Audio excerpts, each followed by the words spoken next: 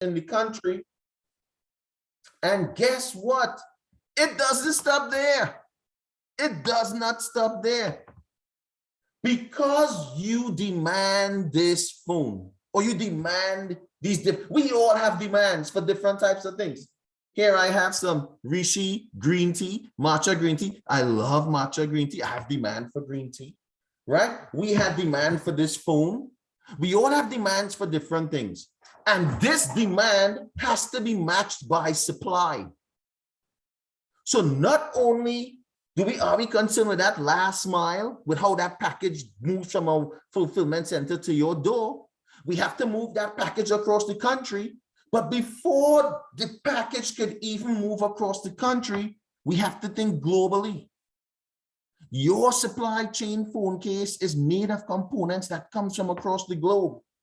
So we have this global ecosystem or dynamic where we're trying to balance supply and demand. We demand things, people need to supply things. We're getting things from all over. We're all sharing with everybody.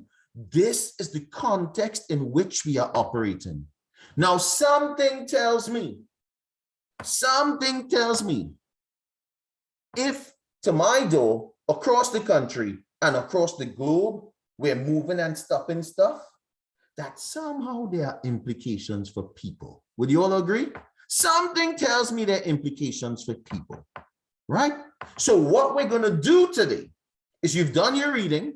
This isn't going to be a session where we regurgitate the reading. No, you've done your reading. So I know you're going to have questions and talking points.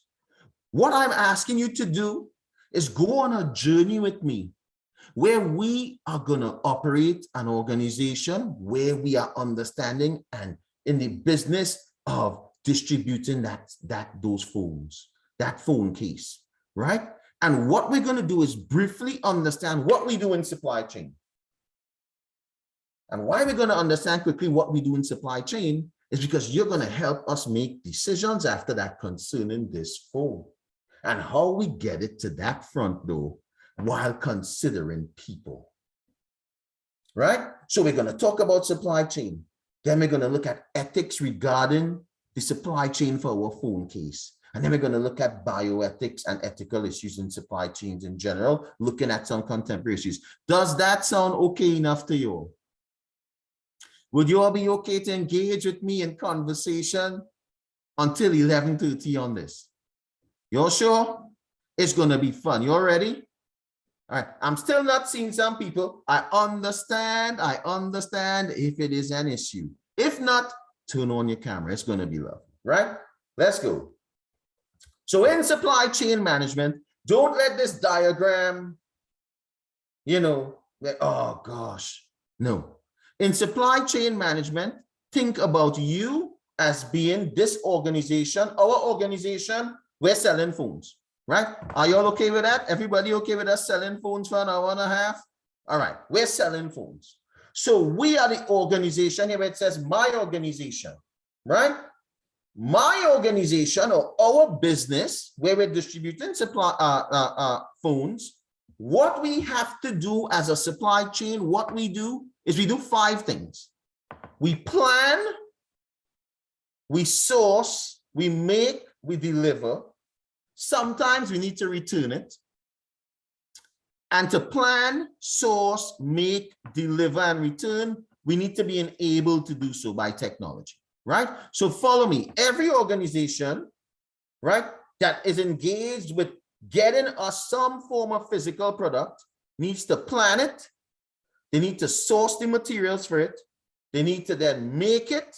They need to deliver it to us.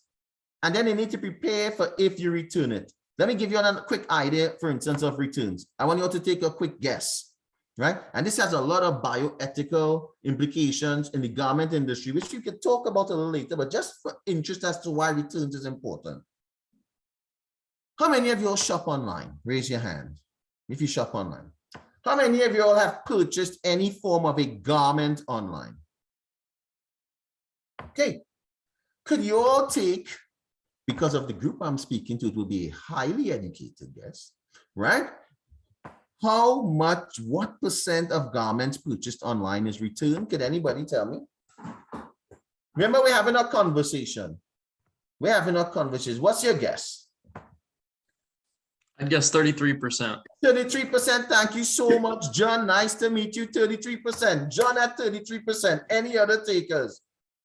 I could guess it's as much as 50. 50. Dana, nice to meet you. Thank you. 50. So we have John at 33, Dana at 50. Anybody else? As someone who's bought clothes online, I'd say like 70%. 70%. Josephine coming in with her experience and saying 70%. That is awesome. I was gonna say like 25. 25. So who said 70%? I would say 25% because I feel like you have to put in effort to return something. Like I don't even like you have to ship it back, and I feel like that's a lot of. It's very expensive for the company to return it. So Josephine said 25. Nice to meet you. So who said 70 based on their experience? Somebody said 70. Who said? I did. 70? Emily. Emily said 70 based on her experience. So let me tell you something. Emily, your experience is showing 76% of every single garment purchased online is returned. 76%. That is astounding, right? So we have this going on. So every company needs to plan, source, make, deliver for itself. But we would not be smart if we just plan, source, delivered for ourselves. So in supply chain management, what we have to do is plan, source, deliver for ourselves, but understand how our supplier plan, source, delivers, how our first customer plan, source, delivers, and then how our supplier plans and source delivers, and then our customers plan, source, deliver. So I give people this example. And remember, we're just quickly understanding some stuff before we dive into why there's problems for people in this thing, right? Sam's Club sells peach and blueberry cakes. Sam's Club is concerned with planning, sourcing, delivering. Sam's Club gets those, Sam's Club supplier, right? Sam's Club needs to be concerned with the fruit canner and the fruit preserver that it purchases product from, right? How they plan, source, and deliver. And then that supplier needs to be concerned with how the farmers of peaches and blueberries plan, source, and deliver. Sam's Club also needs to think about how the small businesses that buy from it is going to plan, source, and deliver, because they need to think about their orders for these cakes. And then Sam's Club then needs to think about the customers that buy it from those small businesses. How are they going to behave so they will know how much to store? So we're all in this business and supply chain where we consider with ourselves, but we need to be thinking 2 companies or partners back and 2 companies or partners forward. Everybody's okay so far? So we're planning, we're sourcing, we're making, we're delivering. That's what we have to do. When we're planning, sourcing, making, and delivering, there are a number of types of information, types of things that we're managing in a supply chain, right? The reason we're supply chain management is we have to manage certain things. And these things move at certain speeds and stop, move, stop. So what are we managing? Moving and stopping. Product flow. Our phone is coming. Cakes are coming. Desserts are coming. Lotion, soap, flour, food. But we also have information. How many of you have realized, as you use and shop more on the internet, that if you sit next to your friend, the suggestions for products on Amazon on your laptop is very different than the suggestions of products from your friends, right? That is because information is flowing. And the more you buy one thing, the more it tells me you may buy that in the future. So I have to build my supply chain. The more somebody else buys something else, the more it tells me they're going to buy that in the future. So I have to build and plan around that. Now, there are implications for me collecting data on you, which we will get to. But we use this in the supply chain. We're managing information. We're managing cash. Some people, when they go to the store, buy things with cash. Have you all seen layaway programs at retailers? Well, some people don't buy things with cash, right? So in a supply chain, we're forwarding you goods sometimes before you even pay cash, there are implications. And then we look at demand flows. So we're managing these flows. This is what we're doing in supply chain. So because of that, let's get back to your front door and you testing one of the products that we're in business together on, this phone case. Are there implications When you think about what we just spoke about, all the flows, all the management, the 5 different companies involved, do you all think there could be implications for people at all across supply chains? Do you think there can be implications for people? Do you think we need to begin to say, hey, there could be some ethical issues that arise? You all think so? Yeah? You all work with me, right? Work with me, right? Work with me, right? Right? Everybody think so? Okay, good. Awesome. Well, they are. And one of the things we're beginning to see that a lot is how we are behaving as customers. So this was a study done in 2022 by IBM and Accenture. And what we're seeing on the left, right, is between 2020 and 2022, look at the percentage of consumers that are now saying we are purchasing based on purpose-driven purchases and not value-driven purchases or item-specific. Now, what purpose-driven purchase means? That people seek products and brands that align with their values and provide health and wellness. The consumer, us, we are changing. And that is changing the way companies could get or should get or can get stuff to you effectively and even profitably, right? Because if now we're shopping purpose-driven, that's interesting. But then there's something else. 50%, right, of people in this study, and on average, it's like about 70% now, are willing to pay a premium for products we believe are sustainable. So the consumer is changing, right?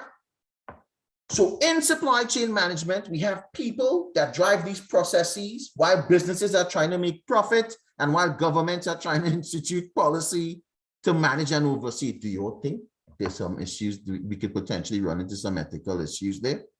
Yeah? Well, let's talk about bioethics in the framework of ethics in supply chain, right? Now, ESG, could somebody tell me has anybody heard the term ESG? Isn't that like this like camper thing that looks like a metal submarine, but it like has wheels and you can pull it? So that's interesting. That's interesting. That's one of the things I'll be interested to hear more about that particular vantage point, Josephine. So we'll hold that one too. And anybody else? What can anybody else heard of ESG? Environmental sustainability goals. Right. So so we have environment related stuff, right? Anybody else? Thank you very much, Jonathan. Anybody else heard of ESG?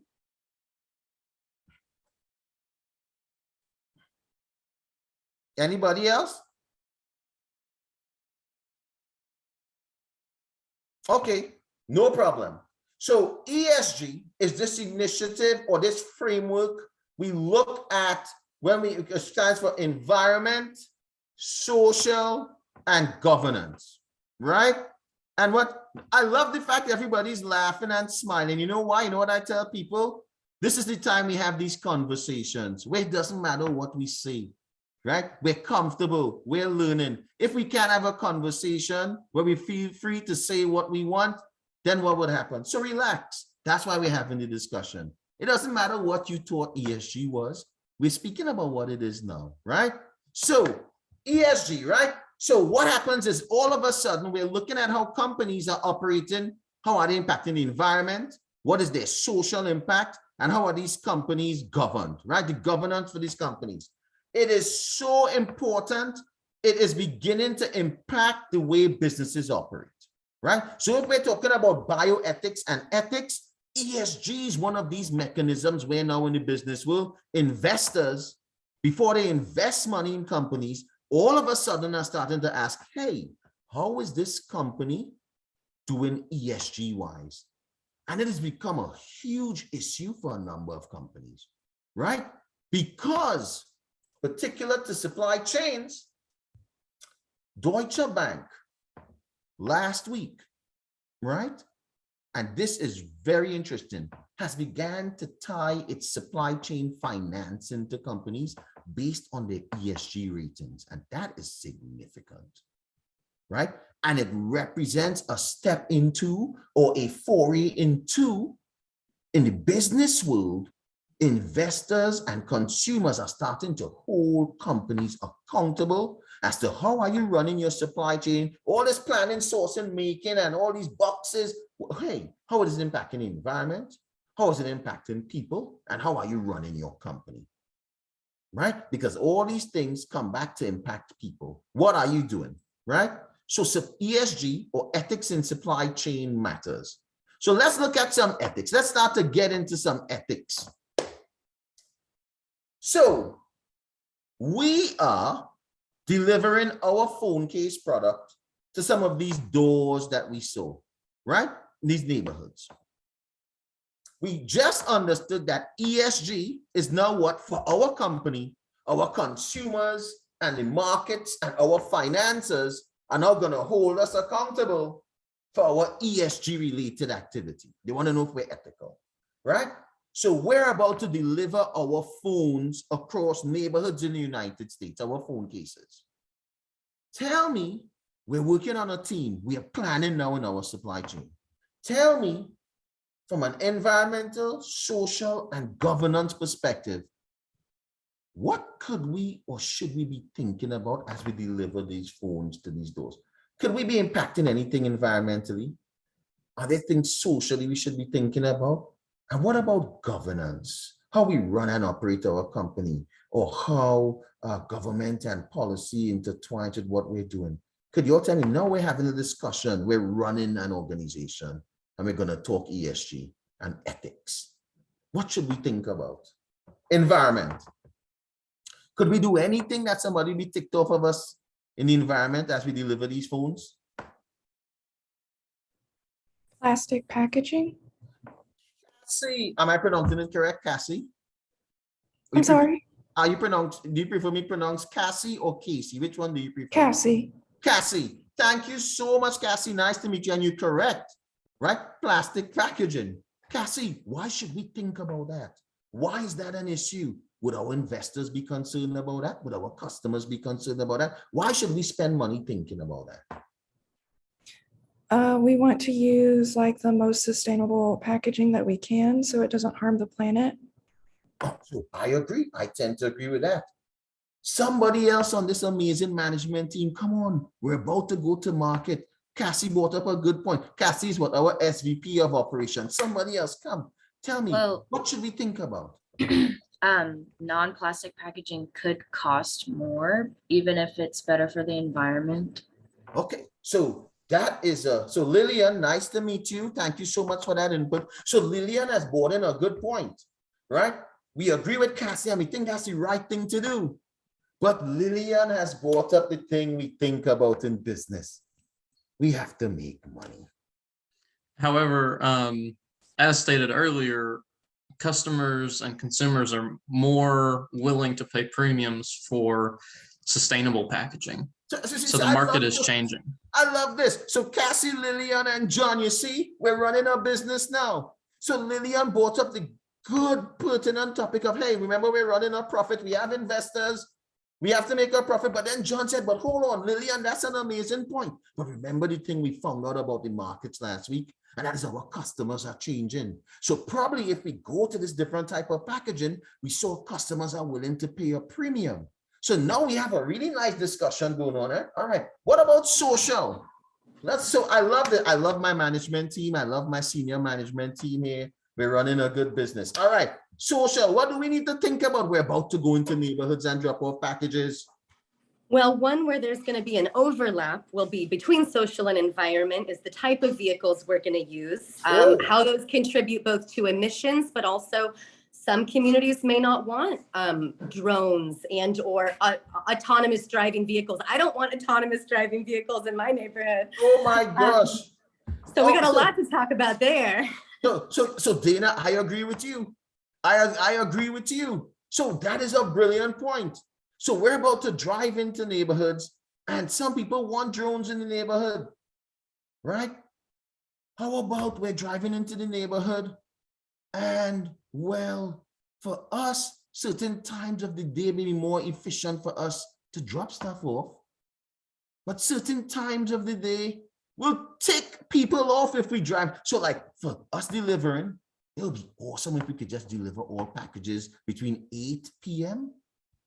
and midnight. kid you not, that's around the best time to drop stuff off. But the reason we don't do it is why? We don't want to be driving our trucks through the neighborhoods at that time. So that's a brilliant idea, Dina, right?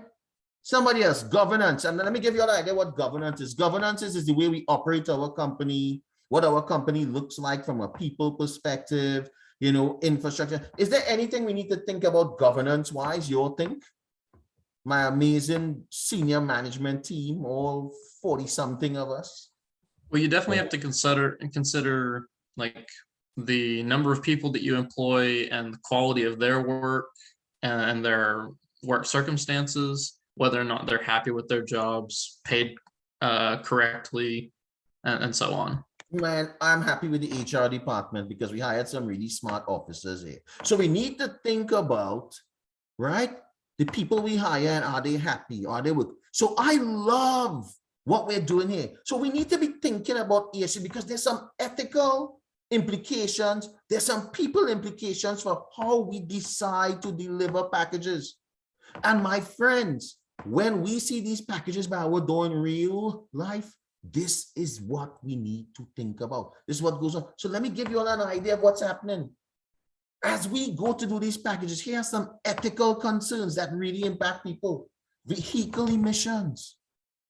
The more we purchase stuff online and the less we go to the store, we're bringing more emissions into neighborhoods.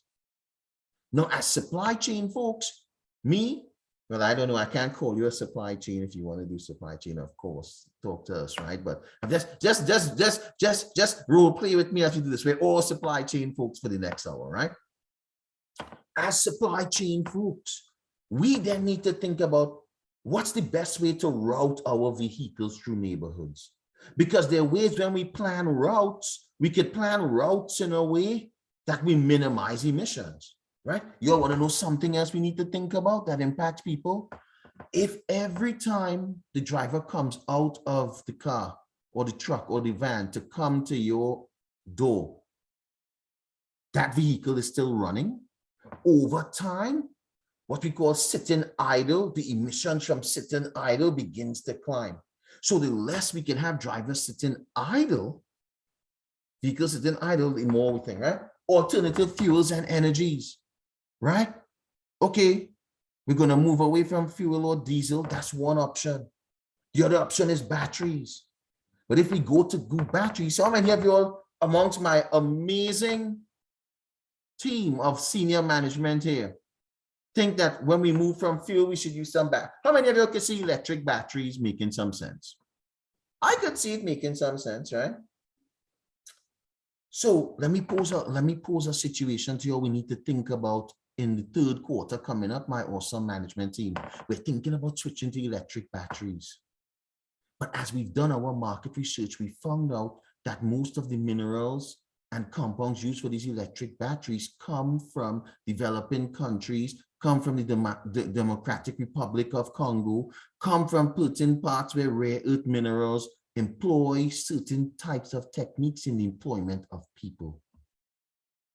What do you think we should do?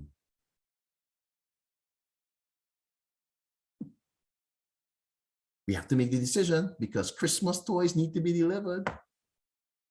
And we better deliver those Christmas toys with electric vehicles to make our customer happy. But we need to go source this cobalt from places where it's going to be harsh to extract it. What do we do? No, Sheen has a hand up. No, Sheen, you're on. Hello. I was just going to say, I would think that the potential repercussions if our consumers found out about our like unethical sourcing of like materials would like those negative consequences would outweigh the good parts of like, oh, we get cheaper materials. So I think that we shouldn't go with that, but I don't know. I know a lot of businesses do. Hey, no, Shane, this is a very good point. And this is why it's so challenging. And this is why we're doing this session from the perspective of us making the decisions. Because if we just do it from like, hey, they're going to make the decision, we get away from this. So that's a brilliant point. Because if any of our consumers find out that, yes, we deliver to them in EVs, yay, but the minerals extracted to drive the cobalt. There were some questionable things with sourcing. She's right. We could end up in a problem. But somebody else had their hands up, and I prefer hear you than me. So who else was it? I think it was Tanasawan. Tanasawan, nice to meet you. How are you? Good, how are you? I'm doing awesome. So I would think since those sources are just so controversial and perhaps negative, either finding other sources that would be more moral, I guess, or maybe somehow pressuring those sources to become better and not use those harmful practices. I agree with you. So you bring up something that I like this. I like this group, right? Because I mean, my goodness. I mean, we could solve some serious problems here, right? So you all have brought up these amazing points, and then Natasha one talks about, okay, then we have two options. We find another source, or we pressure that source to do what we believe is right. Now, some of that could become challenging potentially, because we could be trying to pressure a supplier in a market or geography where laws, regulations, it's customary to operate in a particular way, right? Or we find an alternative source. So do you all remember that Tesla had, so I don't know how much you all, well, you all are a brilliant group, so you all will know this, right? So the thing is this, you all saw Tesla's recent push to move battery manufacturing to the US, right? So Tesla has a push to move battery manufacturing to the US. Some of this is why, right? Some of this is why, right? So now we have the social aspect of it. Let's talk about some of the social aspects. So of course we're running our business. So my friends, I just spoke to the marketing department, and before we could deliver these packages, they let us know that the size of our fleet, the amount of trucks we have, the amount of alternative fuel we have, we're not going to be able to deliver the same level of service to every neighborhood in the United States. How are we going to choose who we deliver to and who we don't? Any thoughts on that? We could deliver to the neighborhoods that are buying more instead of going out of our way. So that is one thing. That is very true. We're going to we could deliver to the neighborhoods that buy more, because that sort of makes more sense, right? I might add, though, that you are going to really negatively impact a lot of rural Americans who actually depend heavily upon these supplies that might be coming and aren't even close to a store, or, and they may be one person in a, who knows how far. So don't forget rural America. Oh my gosh, this ethical supply chain thing is challenging. Why are we doing supply chain? You see, first we're going to do stuff with the people that buy it. Now we have to think about folks in the rural areas. And now the brilliant Cassidy is going to come with a point that I'm sure we're going to have to think about something else. So go ahead, Cassidy. What you could do is have like drop-off locations in central areas around cities to where you don't have to go to specific neighborhoods, but the neighborhoods could come to you. Because I know, like, for example, Amazon has drop-off locations instead of coming directly to people's houses. This is a brilliant point. So in some cases, we could go to market, and then to sort of increase accessibility to people, have some other markets where we drop stuff off in central locations and they come pick it up, right? This way we're thinking about everyone. We're acting ethically as we design our distribution service. Again, I want to hear you more than me. Brilliant point, Dana. Brilliant point, Cassidy. Lillian and Emily, let's go in that order. Let's hear what the other points are. I was just curious if it would be realistic for rural areas if the customers wanted drones. Would that be an option for that in the rural area?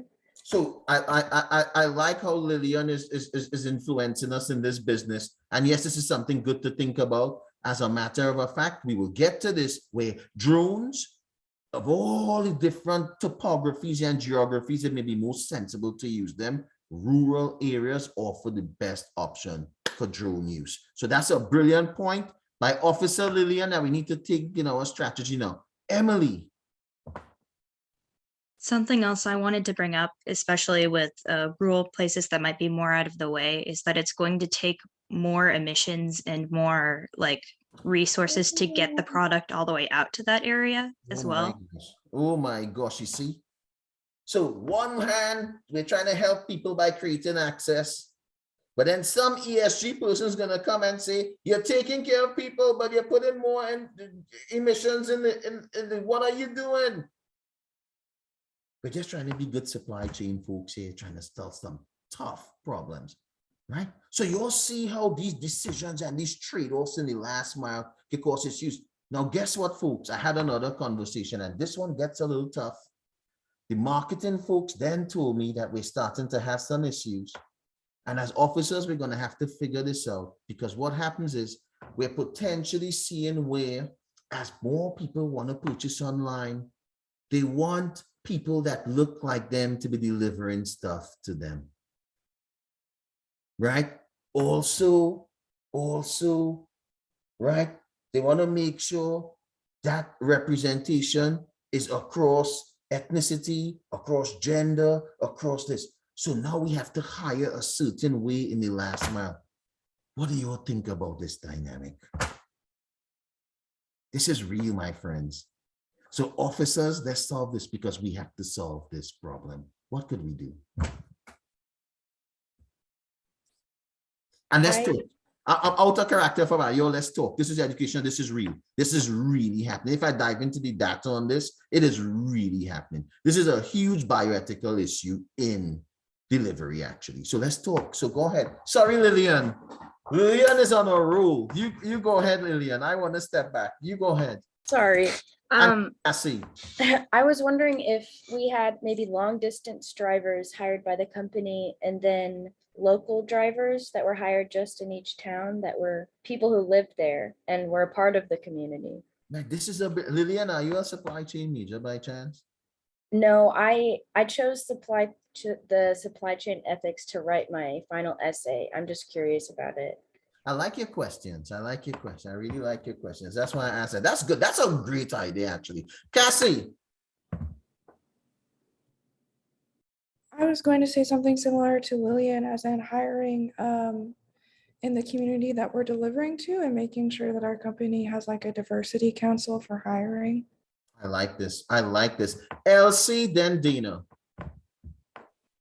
I really have the same type of things that Lillian and Cassie were saying, by having like our warehouses kind of around the nation, to where we are delivering these things, we're hiring in their communities. So it's like their neighbor who is their delivery driver.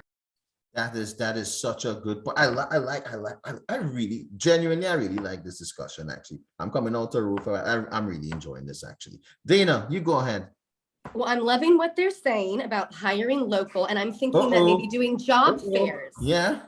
Really getting into the local community, which even could be a great way to recruit local people for our last mile, but also be a great way to connect with the community and find out what services do they need in their neighborhood, what kind of, van situation, so community engagement, which would both help us be engaged with the local issues and be able to pull from their diverse populations and connect us in a good relationship with our local communities. I love it. I love it. We're going to do John and then Ethan. Let me tell you something before we do John quickly. When we see packages outside of a door, so both in my role as a professor and in my role in industry leading supply chain teams, we have no idea how much. These are real decisions we have to sit down and literally talk about. Because that package that comes by your door, there is a whole ton of implications around ethics for people from the time that stuff moves from manufacturing all the way time to get to your door. And these are real discussions that need to be had. Ethics and bioethics is alive and well in the supply chain. Wait till you see what we have after this. John, Ethan, let's go. So I don't really have a suggestion, but that's all right. I do pose the issue. Well, I pose that I think it could become a social issue about hiring based on race. Like if you are hiring a delivery driver in a wealthy white community that says that they would like a white delivery driver, then you've got a slew of other ethnicities that are being discriminated against solely based on race. This is a very good point, right? And the truth is, John, that some of what this point that I'm bringing up to discuss, right, is because of some of those types of dynamics, right? And there's things we need to, we need to have operational ideas about how we're going to execute, but we need to have these types of discussions with informed and intelligent people as yourselves, not to tell you what to do, but to ensure that we are aware of these types of dynamics as we make decisions, right? That is a very good point. I think Ethan. Hi, yeah, I was just going to say that we'd already talked about drone delivery a little bit, and maybe in some cases, drone delivery could be used to sidestep the issue of what kind of person is making the delivery, because it's just a machine at that point. That is man, this class, these folks are good. Wow, right? So drones and all these autonomous vehicles we can do, right? This is awesome. So let's think. So we've spoken about some ESG and issues in the last mile. But if we hold on 1 second before we go, because I want to talk less. So let's do Lillian and Tanasawan.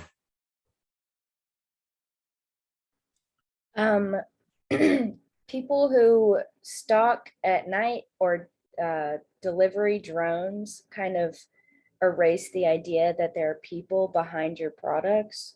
And so a lot of times consumers don't really, whenever, you go to a grocery store and it's already been stocked, you don't see workers there, or a package just shows up at your door, you don't think about everything that's gone through it. And so in the past, I think it's gotten better now, but I was just going to say in the past, people don't really think about who is like laboring and suffering in order to get your product to your door.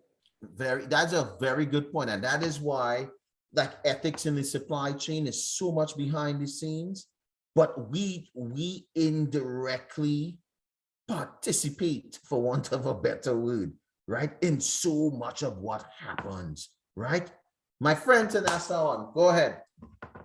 Another problem is that drones will take away jobs from people, like more jobs available in the community. And also there's the problem if drones are actually reliable, like will they be able to deliver stuff properly? Is our technology advanced enough for that? Or yeah. My goodness, man, you introduce a new problem. So we were solving the sustainability thing. We were getting into being representative with people. Why do you need to bring up the economic job part of it? Why? The reality is this is a problem. As a matter of fact, I was speaking with an executive at a pretty large company recently, and one of the challenges they're having is as they do more automation, which we're going to talk about briefly coming shortly, as they do more automation in their facilities, they've ran some tests. Half of their network is automated, half of their network, they're using people, and the part that's automated is starting to be a little more productive. That's a serious implication for jobs. Who's responsible? So what I did is I went and I spoke to an executive on this side of the network where they're using robots, and they love it. And I spoke to the executive on this side of the network where they're using people, and her view was, these people on my team have been working with me for 10, 15, 20, some 25, some 30 years. I'm going to do everything I could to ensure that some machine doesn't come in here and take their job. Who's responsible for the people that when machines take some task over? And we're going to talk about that because there are varied views on that, which expand way beyond anything we could talk about. Anytime I start to have that conversation in classes, it goes way. I've never been in a class where we start this conversation. We're going to start a little bit after with automation and robotics. We can never finish within the time. So we're gonna, but it's one of the biggest issues. So we're gonna get there. Emily, you go ahead. Could we train some of these people to like make certain parts of the drones and like maintain and repair them as well in order to at least get some of these people like jobs still in the field? So this is a brilliant point, Emily, Officer Emily, and this is good. We need to think about this. So I was having discussions on what we could potentially do in our factories as we make our phones. But there's an issue we came up with when I spoke to somebody. And Emily, I'd love you to help me sort of walk through this, because your point is good and I think we can implement it as a company. One of the things in speaking with the managers in a facility was that in those facilities, sometimes the education level for entry for those jobs may not be as high, right, as what you all are doing in college and this other stuff. So there are some literacy challenges sometimes in some of the roles of frontline workers where we want to uptrain them and upskill them to do what you're saying, but we run into some literacy challenges. How do you think we solve it? Do we retrain them? Do we hire differently? Does that make sense? What do you think we could do, Emily? How would you like to approach it? Because you make up brilliant points. You're not making some brilliant, you're not making some really good points. This is me just Marc talking now. You're not making some brilliant points. And this is why this thing is so much of a problem. There's so much bioethical issues in supply chains. It's not even funny.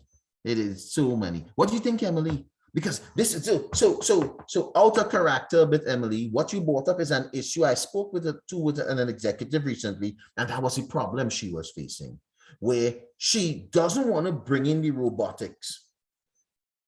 She wants to use her existing workforce, but a certain percentage of the workforce, some of them that do picking in the warehouses and help pick and order your orders when you get it online, some of the people may not be as educated as some of us on this.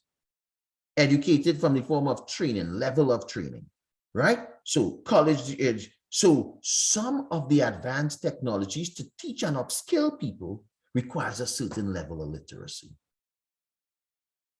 So she's now faced with a situation where 60% of her workers in her factory, she's going to have to actually literally upskill them before teaching them how to use the machinery in the factory. You all see the problem? Now think about her having to go to the officers of the company and ask for a budget, not to just institute the robotics, but to train a workforce to then use it. There could be some issues. Lillian. I was wondering if you think it's more ethical to use robots to do your labor, or to what I would say turn people into robots by giving them one skill to do over and over and over again, and they're pretty expendable because it's a simple skill that anyone can learn. This is a very interesting question, and I have an opinion on it. Right? We will extract my opinion and yours as we walk through some cases, because you all are actually going through now some of the more challenging things we're going to do. Now, I know we're supposed to have a break before 11:30, right? So how do you want to, doctors, how you want to suggest go? Everybody's okay, or do you want to do the break, or we usually break at about 11:30 for 15 minutes, if that works. But that works for me. You're rocking it, Dr. Scott. I'm good. As I'm excited. I could go all day. And the level of engagement you all have is actually really encouraging me, right? So I'm really ready to go here, right? So let's do this. So this is the funny thing, my friends. You all want to hear something interesting? All these issues we've just spoken about, we just covered the last mile. We have not even covered the supply chain as yet. So let's take our phone at that front door. We've covered all these things in the last mile as officers we're about to think about. Let's now start to think about the other parts of the supply chain we haven't even begun to discuss as to whether we are running an ethical supply chain for our phones cases. So we know we spoke about a global supply chain. We spoke about our organization, but we have a supplier. Who has a supplier? Who has a supplier? Who has a supplier? We have customers who we will sell our phone cases that in turn go sell them somewhere else, or they could buy from us in bulk. So we now need to, oh my gosh, all these things these officers brought up, we need to address. But is there more? Yes, there is. So let's go. Remember, supply chains is plan, source, make, deliver, return. Well, in that last mile, we just spoke about a smidgen of delivering. We haven't even spoken about planning issues, sourcing issues, making issues, and other delivering issues. So let's touch on some of them. And boy, we're about to have to make some tough decisions, right? So when we plan in a supply chain, we have to come up with pricing, how we're going to manage inventory, where we're going to store it. And then we need to demand plan and forecast. And demand planning and forecasting is getting involved in the activity. And Lillian, you're gonna like this here, Lillian, because it's gonna touch on the point you just brought up. We need to demand plan and forecast. So my awesome officers in our company, we have a group of analysts that normally do our demand planning and forecasting for us. So we're gonna ask them to demand plan and forecast the usage of cell phone cases across the globe for the next year, so we could sort of figure out how much to make. Does that make sense? Before we even deliver it, let's figure out how much to make, right? Well, one of the things that I found out that I want to share with you, my officers here today, is that we have the opportunity, because of advances in machine learning and what machine learning and artificial intelligence can do. We know, one second, you're hearing I have a watch.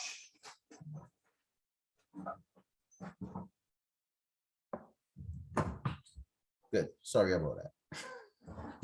Were you all hearing my watch going off? My watch alarm? I'm sorry about that. So we have a team of analysts, a certain amount of our company, right, that do demand planning and forecasting activities for us, right? But what we found out is that recent advances in machine learning and artificial, how many of us familiar with the term artificial intelligence and machine learning, right? Everybody's good, right? So at a real high level, artificial intelligence, we know what, right? So yeah, everybody basically is about a real high level, right? Artificial intelligence is machines being able to think and do things that sort of very closely resemble what we could do as humans. And how that's sort of building upon that, what happens is there's engagement of we take all decisions we make and feed these machines, and they begin to learn even more, and that's machine learning. Now, one of the things we figured out that's really going to impact us in our supply chain business is that machine learning and AI could start to take over some of the work that some of our folks, analysts are doing.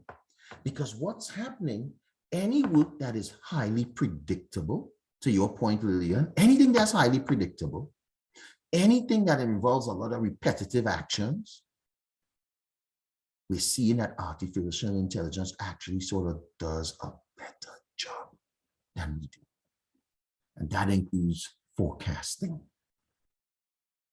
So do you all think we should try adopt some AI-based forecasting tools and have a conversation with some of our analysts as to they should be thinking about other things to do over the next year? What do you all think? We have a decision to make. Let me know, because we need to demand plan. We need to forecast our cell phones for the next year or two. We have a choice. We can invest in more salaries, or we can invest in AI that helps us forecast more. What would you all like to do? Forecaster, like the analysts are already gonna have like some experience working with like statistical packages and with AI in a sense. Like they already work with them anyways. So like if you're converting and doing more of the process with AI, someone has to tell the machine what to do still, and someone has to manage them and, you know, check on the operations. And even when you use AI, you still need to always like double check whether or not the results are correct, because there can be errors. So Josephine, I like that. So I'm guessing you want us to sort of find a solution somewhere where we don't get rid of the analyst, right? You want the analyst and the AI to coexist? Okay, okay, Yeah, excellent. kind of like that, yeah. Great, no, great point. Because we're going to touch on something else, Rose, that is very good. Jonathan and then Cade. Let's go. So what are your thoughts on this? What should we do? So from personal experience, I actually worked at a company where I was automating someone's forecasting job. And what I found was that like the analysts who were typically in charge of doing a lot of things like that weren't really equipped to work with like machine learning technology, but they still understand a ton about the business, and they were like really qualified to do other things. And so maybe rather than like just like letting people go or like firing them and stuff, there's opportunity to kind of shift those positions to be working in other departments using their like business expertise that they've learned from that. Thank you very much, Jonathan. Jonathan, and both of you, both Jonathan and Josephine, have touched on some things we're going to talk about briefly here. Thank you very much for that brilliant point, Jonathan. Kate, then Dina, you'll see how this thing isn't easy. You'll see how this thing isn't easy, right? And you all know we're talking about our phone case here. Do you all know that I had a real conversation 2 weeks ago with someone I worked with in industry? They're a leader in industry. I came to academia, but they were just bouncing off of me as a friend what they should do. They're facing that situation. They're facing that situation. They have a team of analysts and they're being asked to use an AI-backed software for forecasting. That would literally see them have to reduce their workforce by 60%. This is an ethical thing. So Kate and Dana, what do you all think? We're making decisions in this business, so we're going to make a decision. We're not running away from it. We're just getting perspective before we make the decision. I think a greater initial investment in AI could give us a lot of insights that would help us become a more profitable business. And in turn, we could put those profits into creating more jobs, even if it's not specifically analyst jobs, but that if we can use our initial investment to create greater profit, that we can use that money we make ethically to source more jobs. See, so this is another side, very logical, very well thought out opinion, just as the other two, right? But it presents a very different approach. The first two, well, Josephine is, hey, you know, because of certain understandings, we don't need to do that. They could plug in. Jonathan was like, hey, well, not everybody quite understands it, but, right, we could do things in such a way that they do other tasks. And then Kate is, well, the long-term benefits, if we're trying to do what's really good, probably there's a short-term cost to a longer-term benefit. And these are the different sides of the argument, right? Dana, then Ethan. Then Josephine.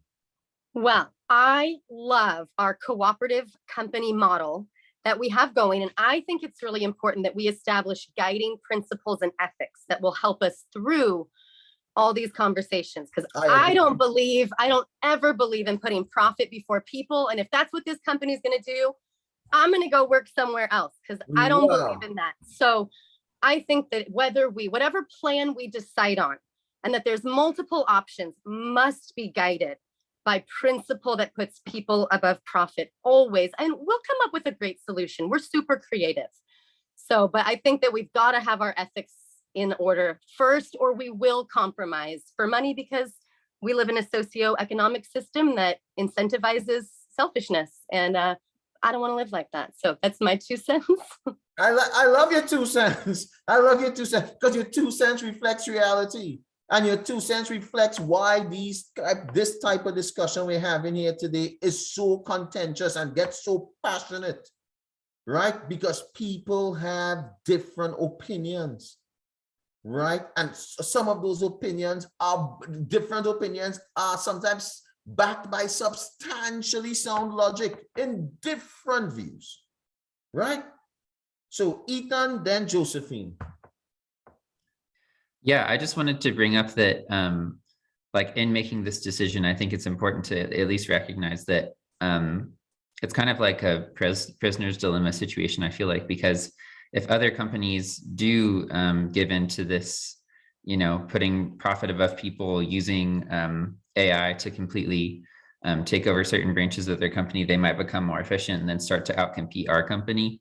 And so I don't think that that's a reason to follow the same approach as them necessarily, but it's something to think about at least, and to make sure that we're all on the same page with maybe being willing to sacrifice some efficiency for the sake of treating our workforce ethically.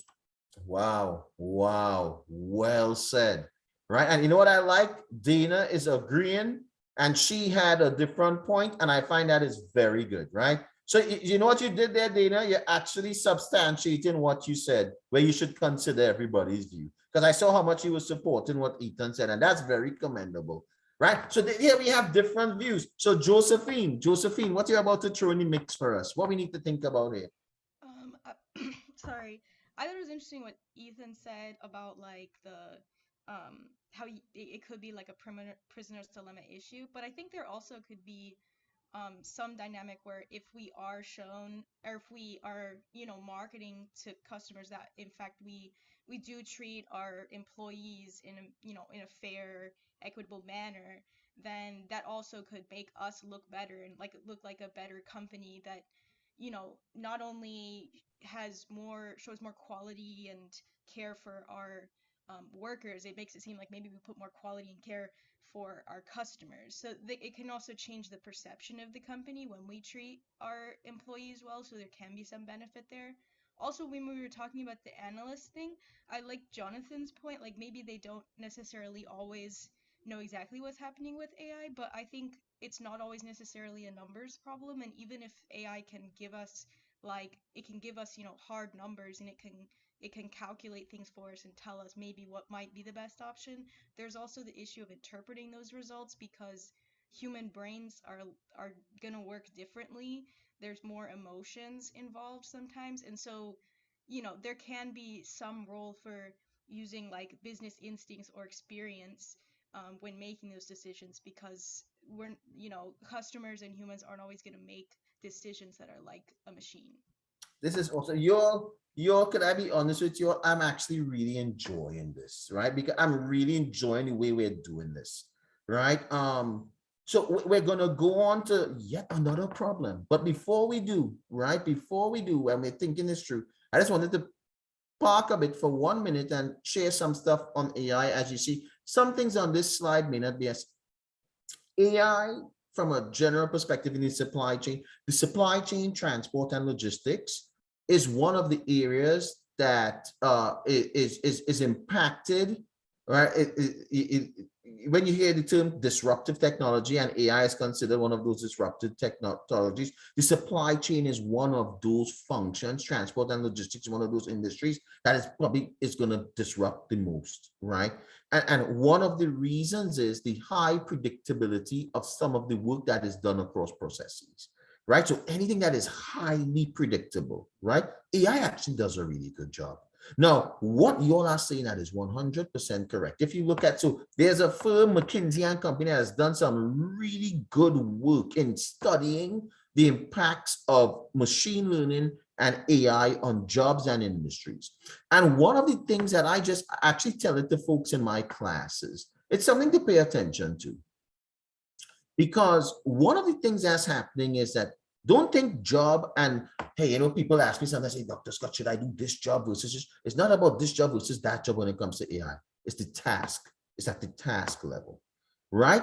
What is being disrupted is the task level. So if you look at, you know, I'm sorry, hopefully you all could see some of the things on the bottom of this table. But if you look at the activity type, right? And the potential to be automated across there, predictable physical work is the most automatable, right? Then we have data processing and data collection. It's highly repetitive.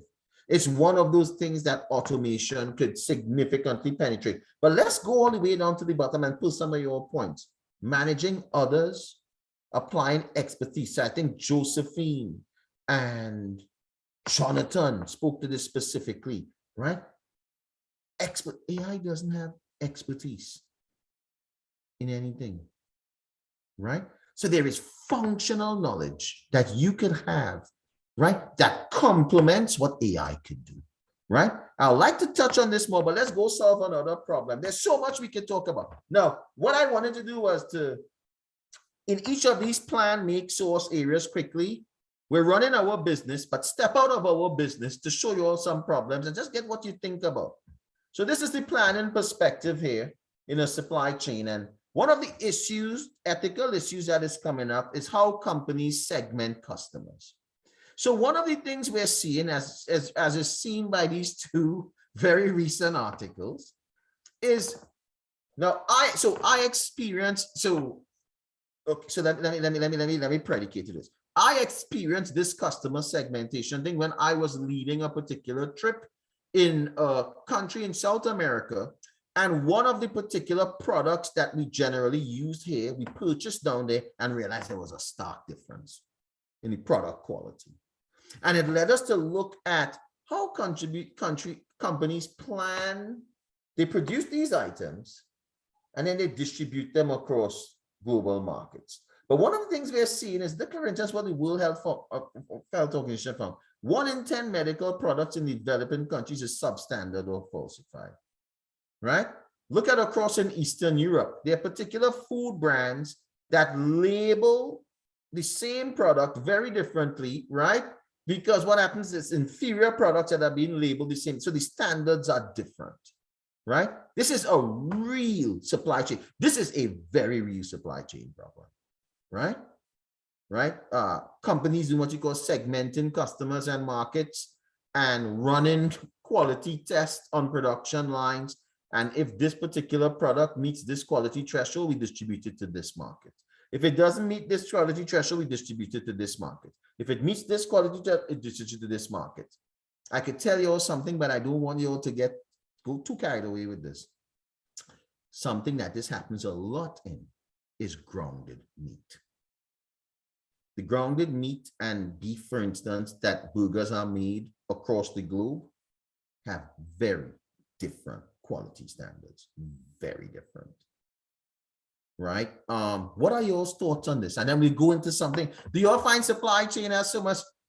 Let me tell you, you know why supply chain is come so much to the fore recently? Look at the amount of problems we have to deal with. All these bioethical, all these ethical issues that impact people. Right? What do you all think about this? You think it's good to segment customers? Could there be a logical reason why companies are doing it? If I were to tell you, well, in this particular region, 60% of my sales and profit is generated in this region and the customer is more sensitive to product quality. That's why I do that. Am I right? Well, you can come at me. We're having a discussion. Come at me. You're not wrong. That's It my may view. make you a buck, but it's definitely a huge violation of ethical principles. I'm curious to know, food and medicine, we're talking very different industries, but I know there's been issues of a certain kind of IUD that made American women very ill, was shipped off to Africa, made women horrifically sick. But it feels like the governance over these two issues would be different. Like, is it just up to medical companies what they do with their products, or is there regulation? It's not just up to the medical companies, and there are regulations. One of the reasons that there's such disparity in these types of things is fragmented regulation across regions. So you have US and Western Europe will have particular types of regulations. So for instance, let me give you an example with food. European food regulations are very different than our food regulations, extremely different, to the extent that, and we're having a conversation amongst very intelligent people here, right? So everything here we can go fact check afterwards and say, hey, Mark, what are you talking about, right? For instance, in studies I've done or worked with different companies, right? There are certain types of food that we can distribute here that we cannot distribute in Europe. Right? And that is because, so what drives a lot of it, Dana, is differences in the regulatory frameworks in countries and what is allowed, right? Some countries are more stringent. So if I'm one manufacturer and I can distribute globally, one of the things I could do is, if I have some product that doesn't meet quality testing, I am not saying this right. Personally, I don't agree with it. But we are citizens operating in a world where we have to simultaneously live and understand people's logic. What some people do is say, okay, we've created this inferior product. Which market in the world will take it because of lax regulation? Does that make sense? So then it becomes an issue. The company has to make that issue, make that call. And that's when it comes to profit versus people. Cassie, you go ahead.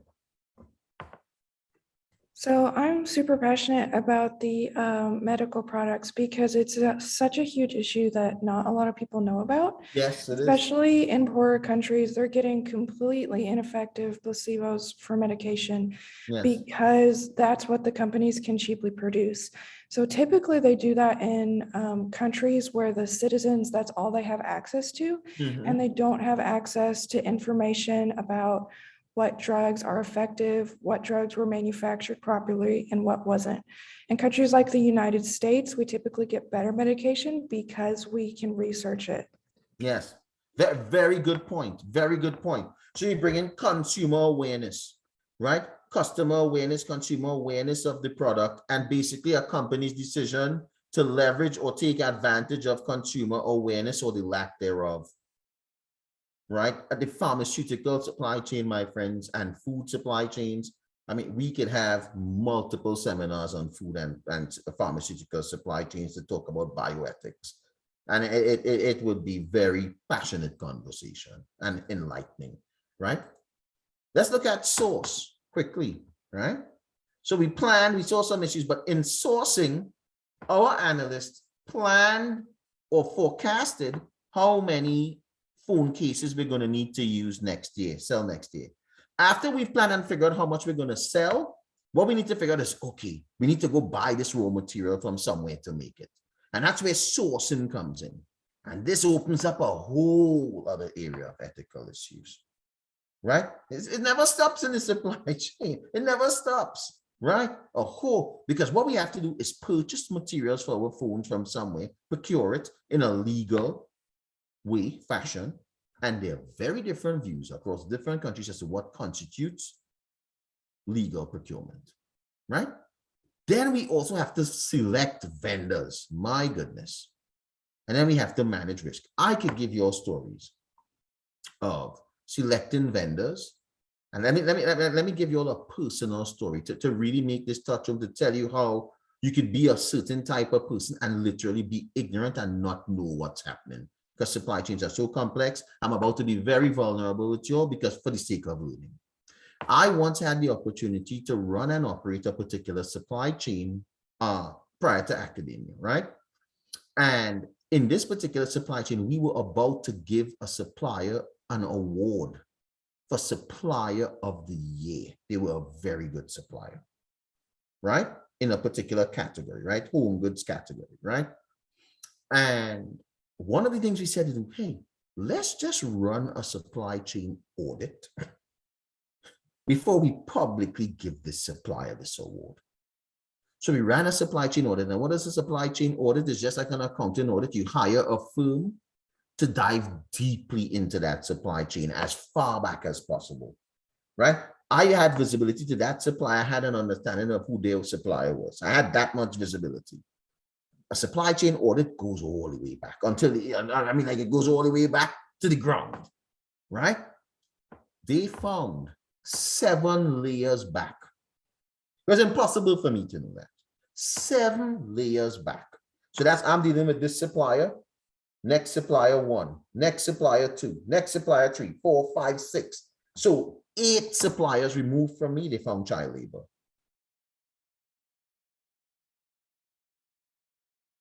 That upset me. I didn't know that, and I'm being open with you all, right? Of course, we couldn't give the supplier that award, and of course, they lost business.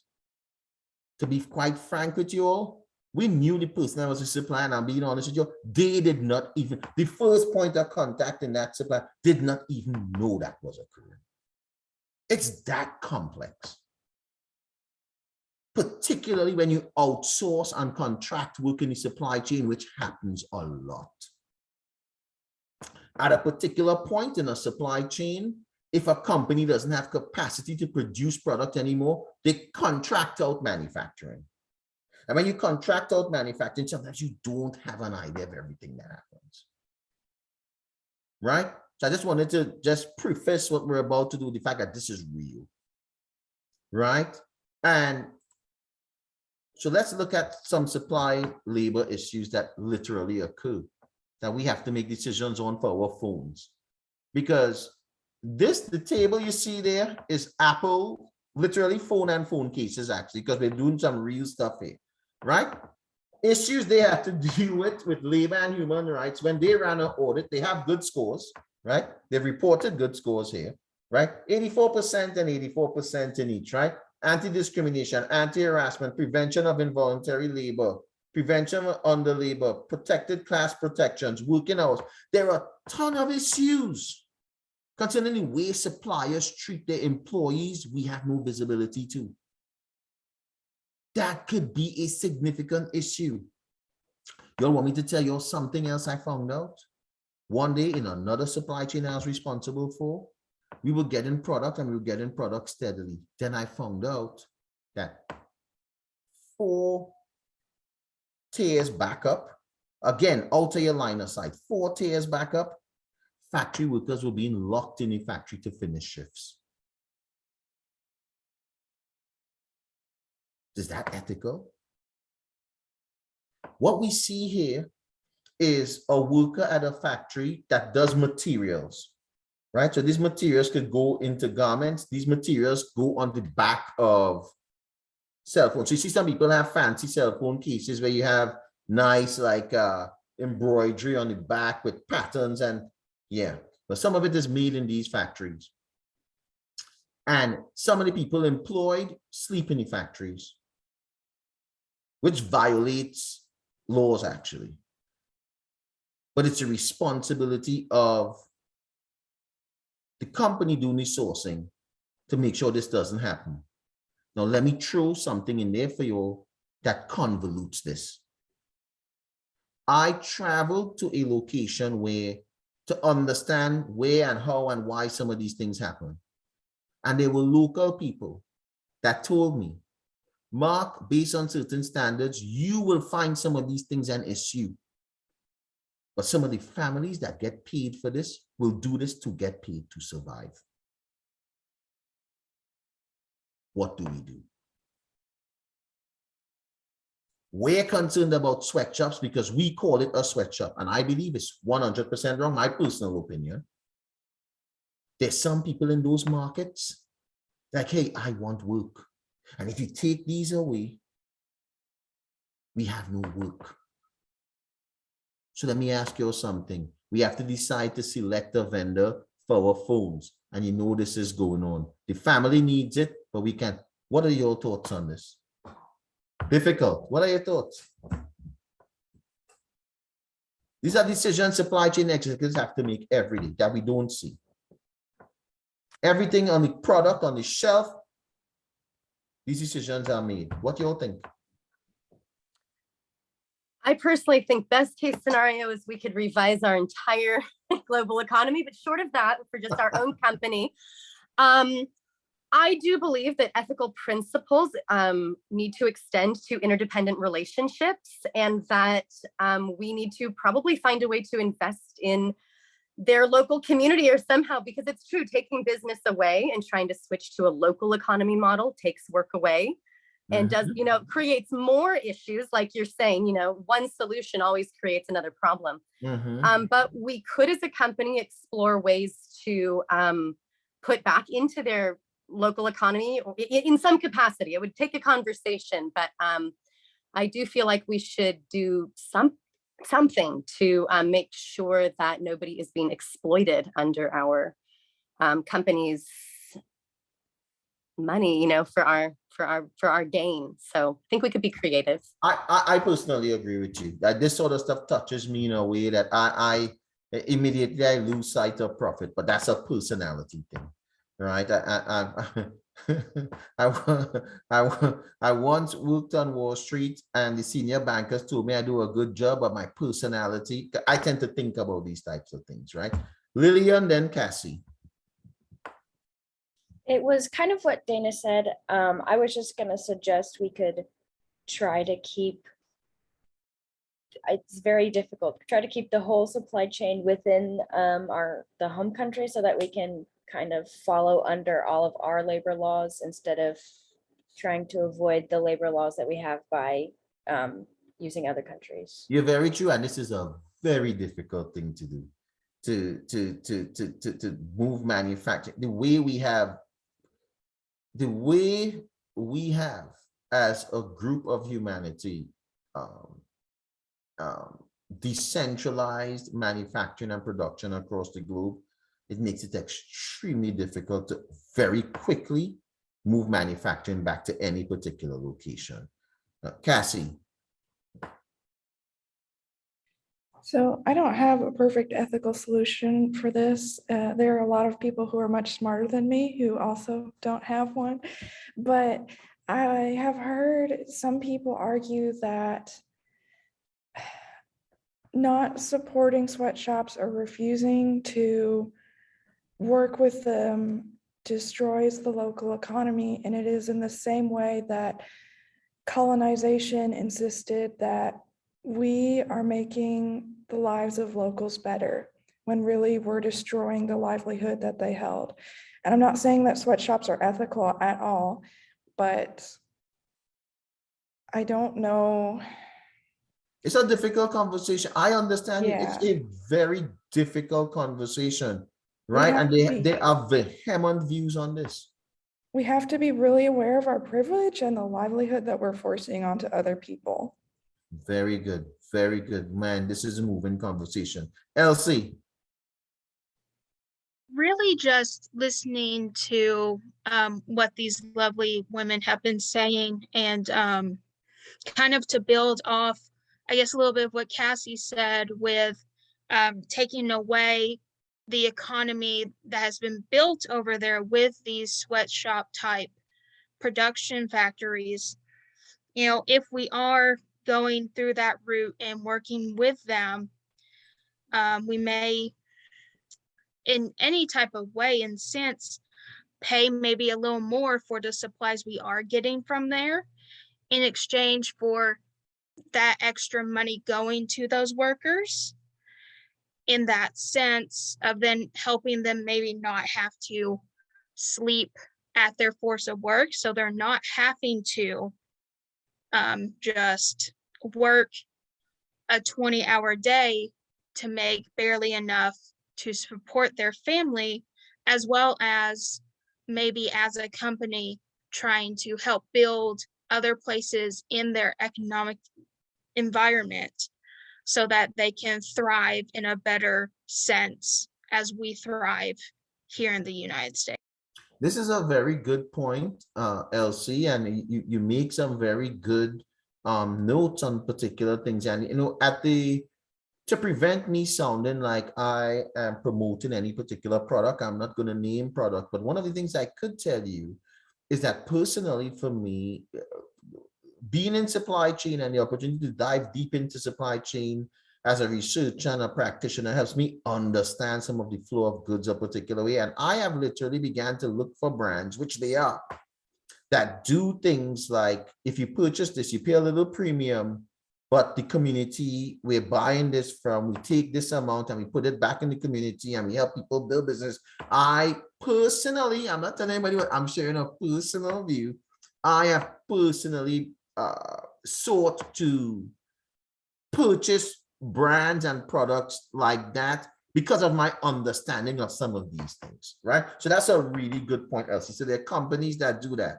Emily, Dana, then we'll move on to the next thing. This is awesome. We're talking a lot, which I think is good. I hope you all are enjoying it. I mean, I think it's good.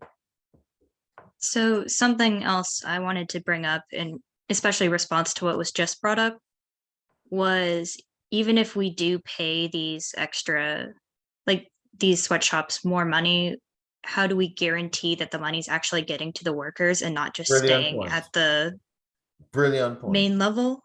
That, and especially with the rise of technology, we're risking American jobs at the moment. So a lot of companies, I'm worried, will probably not be willing to give monies overseas, especially when they're trying so hard to keep their own workers. That is a those are two very, very good points. And how do we know compliance, right? How do we know we pay a premium, right? What is the mechanism that's in check to ensure that there's some sort of reporting on what these companies are doing. And one of the things we will talk about, or we touched on, and there's more information on this, that is why these ESG reporting mechanisms and these ESG indices now that consumers go look at is making businesses pay more attention to that. Because pretty soon, Emily, technology, and something we'll briefly talk about if we get time, blockchain technology specifically, will allow us to begin to understand and see who's actually doing what they're saying they're supposed to do. So Dana, that's a great point. So Dana, before we move on to something else, then we move on to something. Well, I just thought it was really significant that you brought up your own consumer practice of investigating the companies, which I do as well. And somebody else mentioned that earlier, but I just thought how important it is to recognize that aspect of this transformation in ethics is that a lot of it is going to have to be consumer driven, because many companies, our company is super ethical, but a lot of companies are going to make the decision for money. But if that decision can be an ethical decision, even if they're making it for the, you know what I mean? So I think consumers don't always realize that we have a lot more people power than we realize. There's a lot of momentum and a lot of influence we as consumers have. As a matter of fact, you bring up a good point. Actually, the profit companies make that profit because we purchase stuff, right?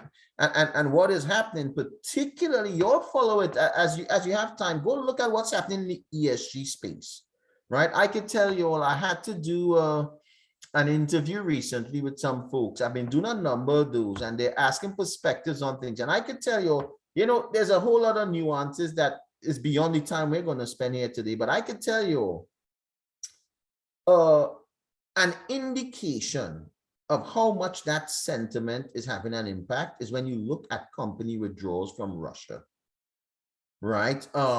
If you look at what drove a lot of corporations around the globe to stop operating in Russia, given the Russia-Ukraine conflict, right?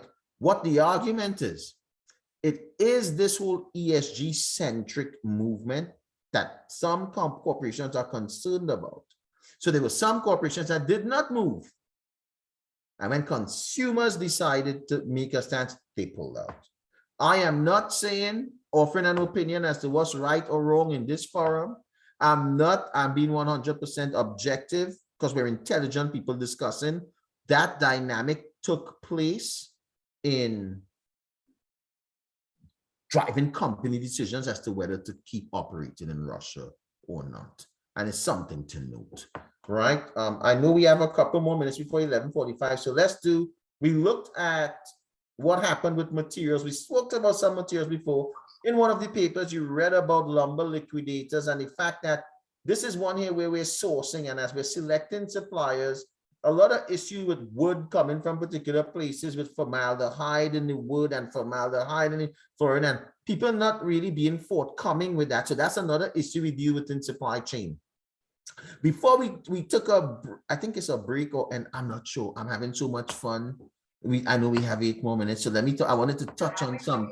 Take about a 15-minute break, but that's fine. This is awesome. Keep going. Yeah, I wanted to make sure we crescendoed at the break. Because this one here, well, I didn't even know if it's crescendo, but we're gonna do something that's really touchy here. I've never started this conversation and it didn't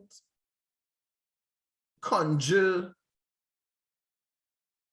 healthy, wonderful, highly perspective-driven conversation. Let's talk about making in the supply chain. And in making, we do product design, facilities management, but I want to take production and scheduling. So we're about to make our phone cases. We found our suppliers. We made sure that they were treating people correctly, as Emily and Dana and Cassie and Lillian and Ethan and everybody said, right?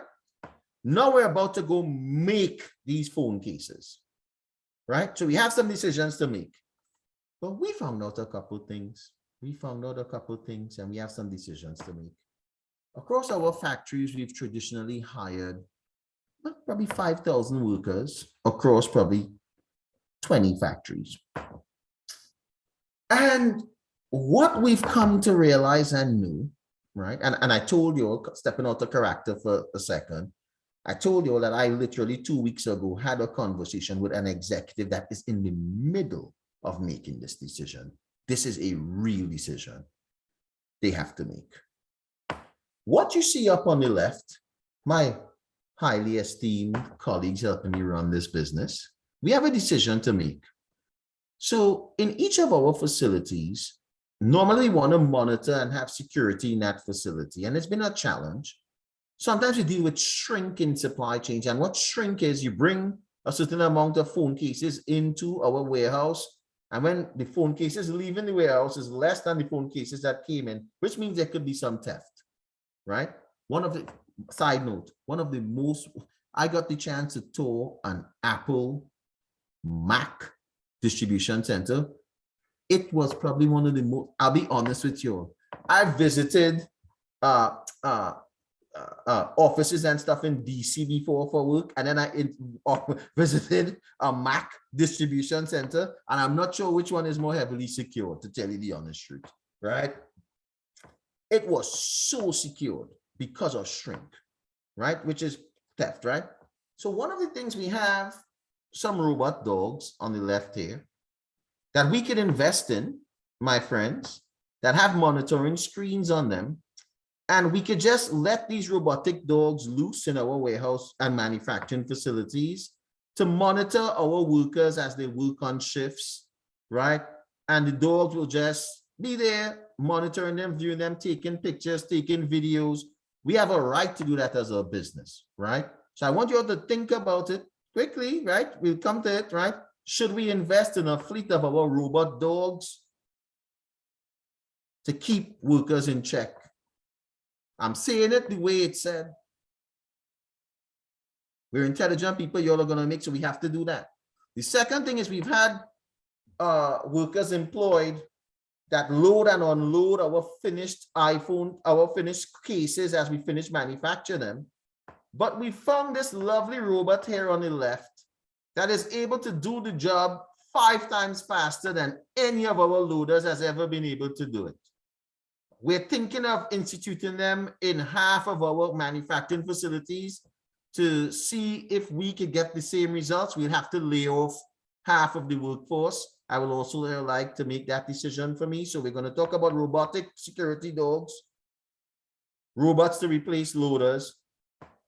And one of our main suppliers, I'm coming out of character here for a second. So this is one of the companies that makes and does these sort of things. And I want to show you all, I've had a discussion with some folks, and I wanted to show you how advanced this is. So the folks that was showing me and walking me through what they're doing in their facilities, they invested in certain types of robots.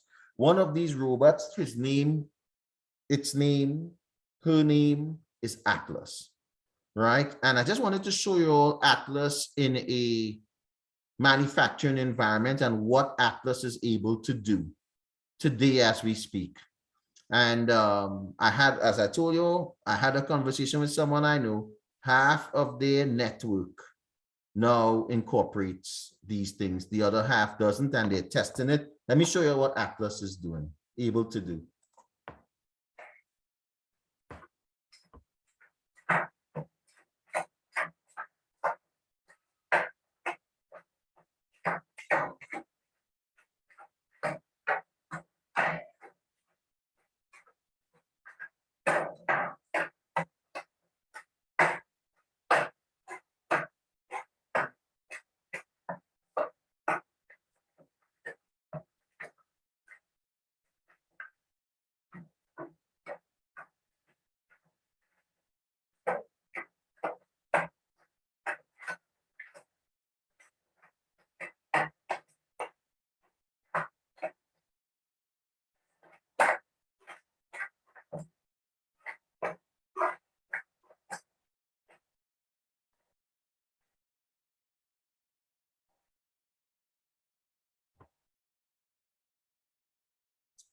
So y'all are going to help me have to make some decisions.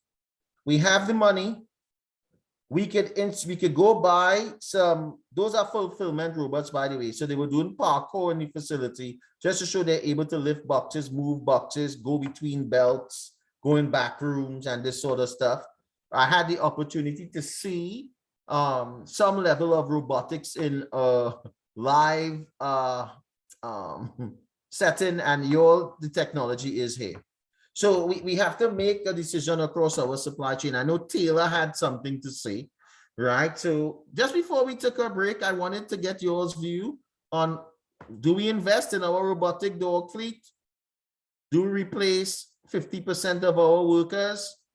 And how about we get in conversation with the company to buy some more atlases because they're going to improve productivity in our company? We answer to some shareholders, customers, society, but we have some investors that put capital in the business that need returns, right? Taylor, and then everyone else.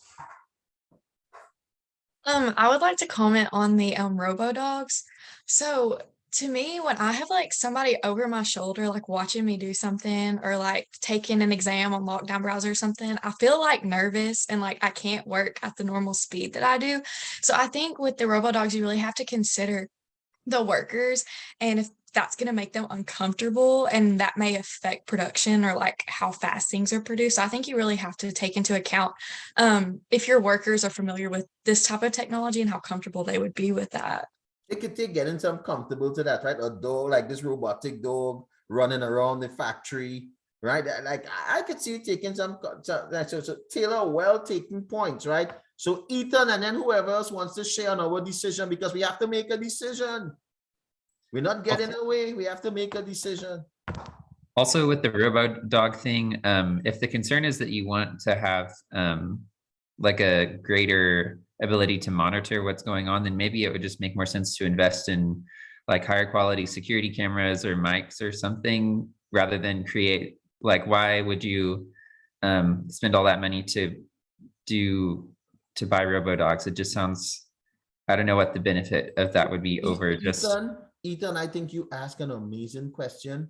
And I asked, so when the company made the pitch to me for our business, I asked them this question. And what they told me is that the device mounted on that dog's back scans an environment, turns and it gives a 360 scan better than any security camera.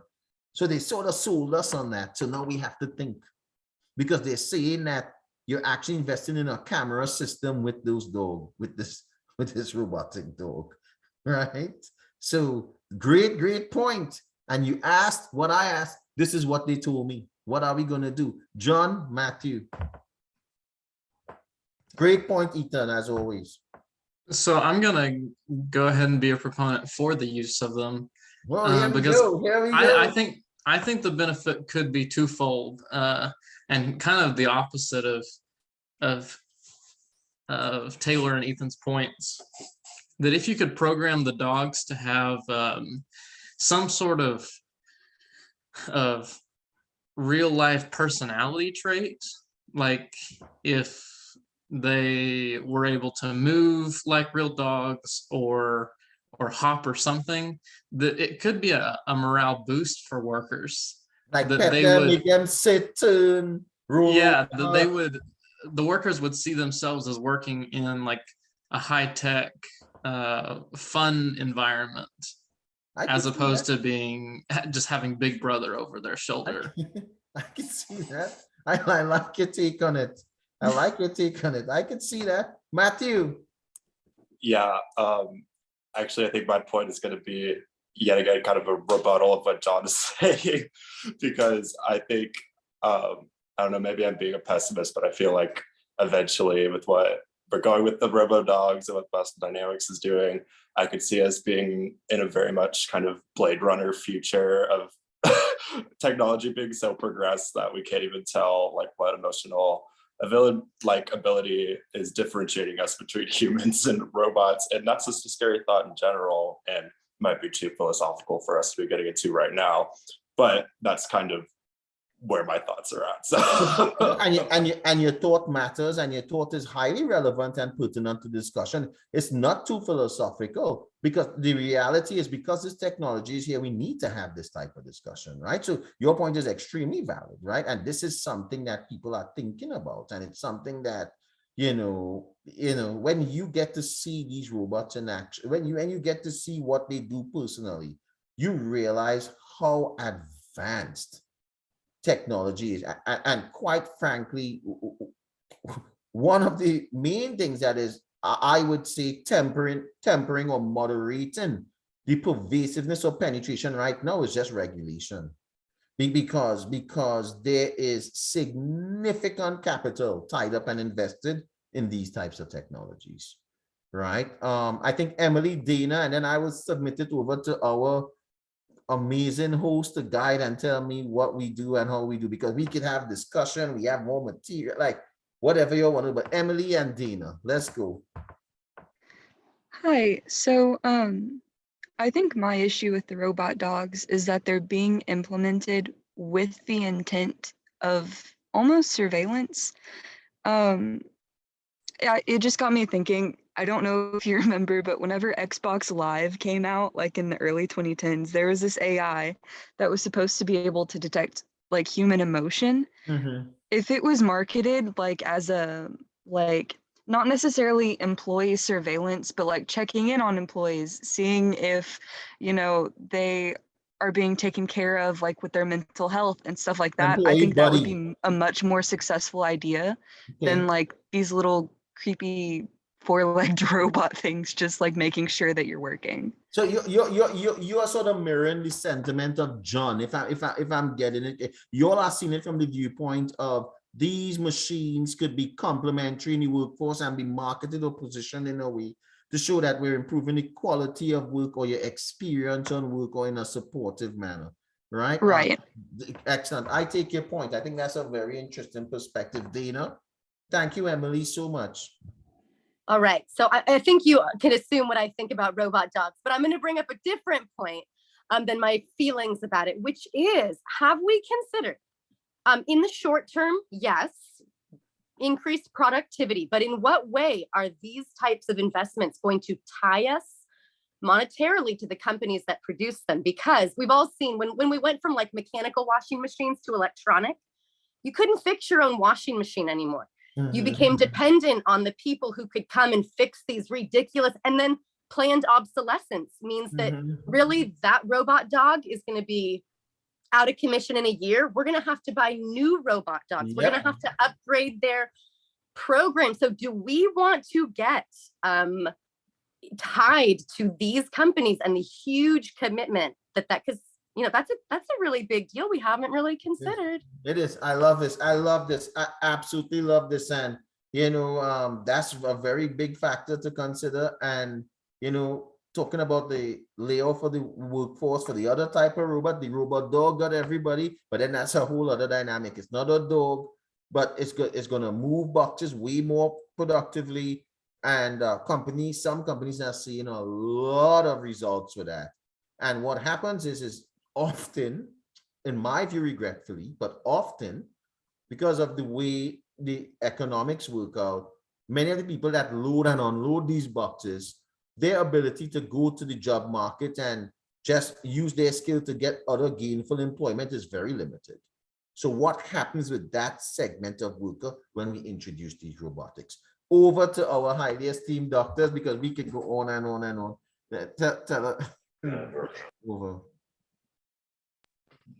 All right, I think that's a good place to take a 15-minute break. So why don't we reconvene at 12:07, and you're really rocking it, Professor Scott. You know what? Thank you all very much. I hope you all are enjoying it. It's a way more conversational, yes, decision-making based exercise. All right, so see you all in about 15 minutes, okay? 12:07, bye. Bye.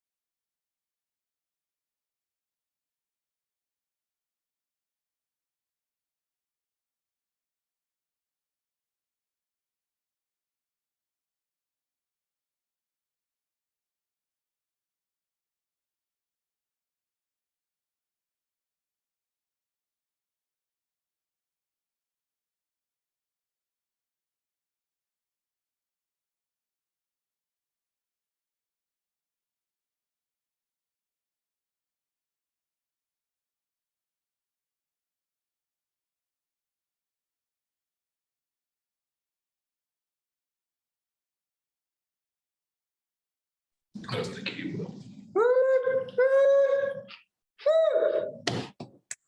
Click and clacker back.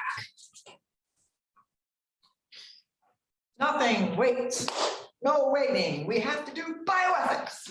Break the chain. Blockchain, blockchain. Oh, and for those of you who don't know, if you Google Sony robot dog with gun, you can see the military version of the warehouse robot if you're not having nightmares enough yet. Also, the Honors College is offering a 1-hour forum in the fall called Blockchain. Yeah. Brought to you by the Wall College of Business. I think this is what, third time for blockchain? We're trying to understand crypto and the larger blockchain. This is a great class to understand what is really happening with all these things they're talking about on the news. Yep. Or how to launder your illicit sales process. Indeed. Ah, the man of the hour. All right. All right. Hello. Hello. We're back. We're back. We want more. Okay, so we're ready to go, right? So what we're gonna do is walk through a couple more examples and just talk through some things and then have a discussion from there. Does that make sense? Okay, perfect, perfect, perfect, perfect. Where we discuss this, I'm gonna have some discussions. Now, something very similar that is occurring that is actually less invasive, but highly contentious is the use of exoskeletal technology across supply chains. What is exoskeletal technology? Well, exoskeletal technology are technologies that increase the strength, stamina, and power of workers by making them wear technological add-ons. So it's basically, think about the Avengers. No point, like literally think about the Avengers and the suits Iron Man puts on and stuff like that. And what you have here is literally an exoskeletal suit that we could use in our business across our supply chain. As we see the Wall Street Journal reporting that many warehouse operators are turning to wearable technologies to solve workplace strains. Now, we have a decision to make because we were approached by this particular maker who told us we could get some of their technology on discount to implement across our cell phone case distribution centers. But there are a number of things when I spoke to HR we need to think about. So number one of the reasons that this is used is to potentially make the workforce more productive, right? Because there are labor constraints, right? Particularly over the past 2 years with the Great Resignation and people not wanting to work in warehousing facilities and stuff. One of the things this technology does is allows a worker to work longer, right? So yes, it improves safety. Yes, it improves or reduces the amount of damage because the device is helping somebody supplement in strength, right? So that's good, right? So some people probably won't get as damaged. But one of the things that also can happen is that I could ask you to work longer, right? In terms of longer shifts. I could make my shifts longer, my workers. The other thing I could do is I could go to folks, because of how socioeconomic dynamics are, for some people that were once retired, that may need to make money, I could go to them and ask them, hey, would you like to return to the workforce? And would you like to come to work in our warehouses? And don't worry about if you have the physical capability to do it. I'm going to equip you with exoskeletal equipment that you can work for 5 to 10 more years with no issue. You don't think we should do that? Should we implement it in our business? Is this an issue? Could this be an issue at all?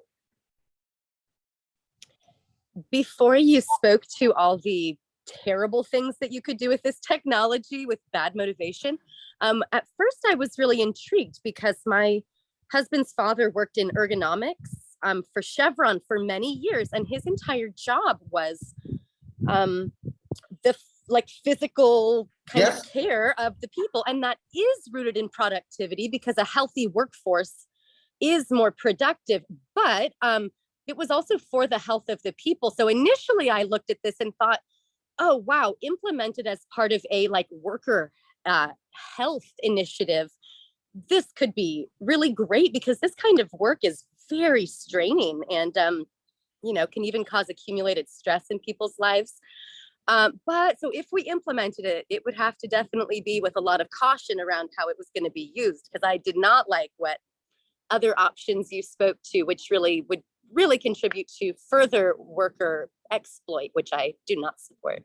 Which is one of the major concerns, one of the bioethical concerns with this particular technology, right? Am I able to know where in particular cases, does it exculpate me or excuse me from certain types of litigation with work, occupation, health, and safety, right? So because I provide these exoskeletons, am I now exempt from certain types of suits against the company because I provided you with supplementary physical strength, right? I'm not saying that's the case. I'm saying these are the things we're dealing with in the supply chain as we speak that have bioethical ramifications. Do I truly tell someone they could work longer because the technology is showing that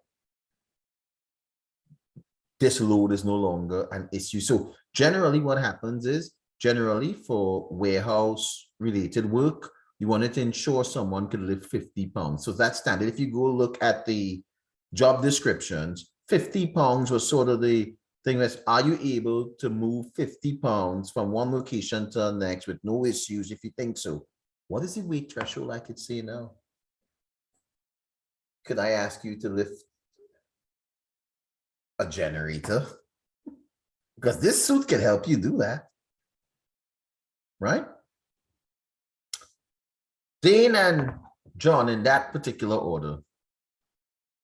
So it seems like the suit would help workers supplement their strength, but I don't know how lightweight or comfortable the technology is, because I could also see it maybe putting physical strain on employees in different ways. If it's not comfortable. Yeah.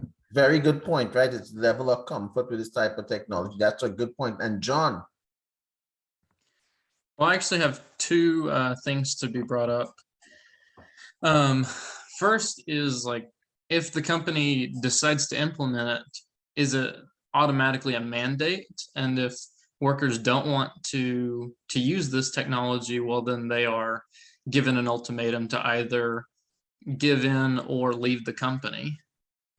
Because, it might not be the most comfortable for everyone. And the company has to make the investment of the technology worth their while by actually using it. The second thing that I bring up is with the ability to lift way more than 50 pounds, let's just say, for example, 300 pounds. If you're carrying 300 pounds, well, then there's a health concern because accidents will happen. And the injury that comes with accidents is going to be way more severe. Very good points, very good pertinent points. So it's interesting you asked that, John, because I was thinking of putting you in charge of this operation and this decision. So I have a question for you. We have a $500,000 bonus budget for the upcoming year for our warehouse workers. And one of the things we're going to drive that who gets a bonus on is productivity in the warehouse. How much units you lift, how much units you were able to load, how much units you were able to unload.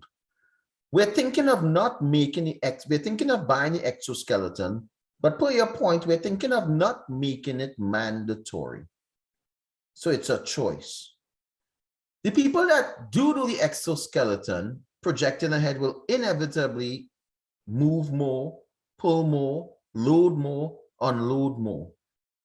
So we will inevitably be giving them more of the bonus pool. What do you think about this, John? I think it brings up a concern of the workers who don't want to opt in. Remember, you're my guy running this. You're my guy running this. So I want you to tell me what you think, right? And then what I want you to answer me, tell me, my friend, is, do we then make it mandatory because of this? What's your thought?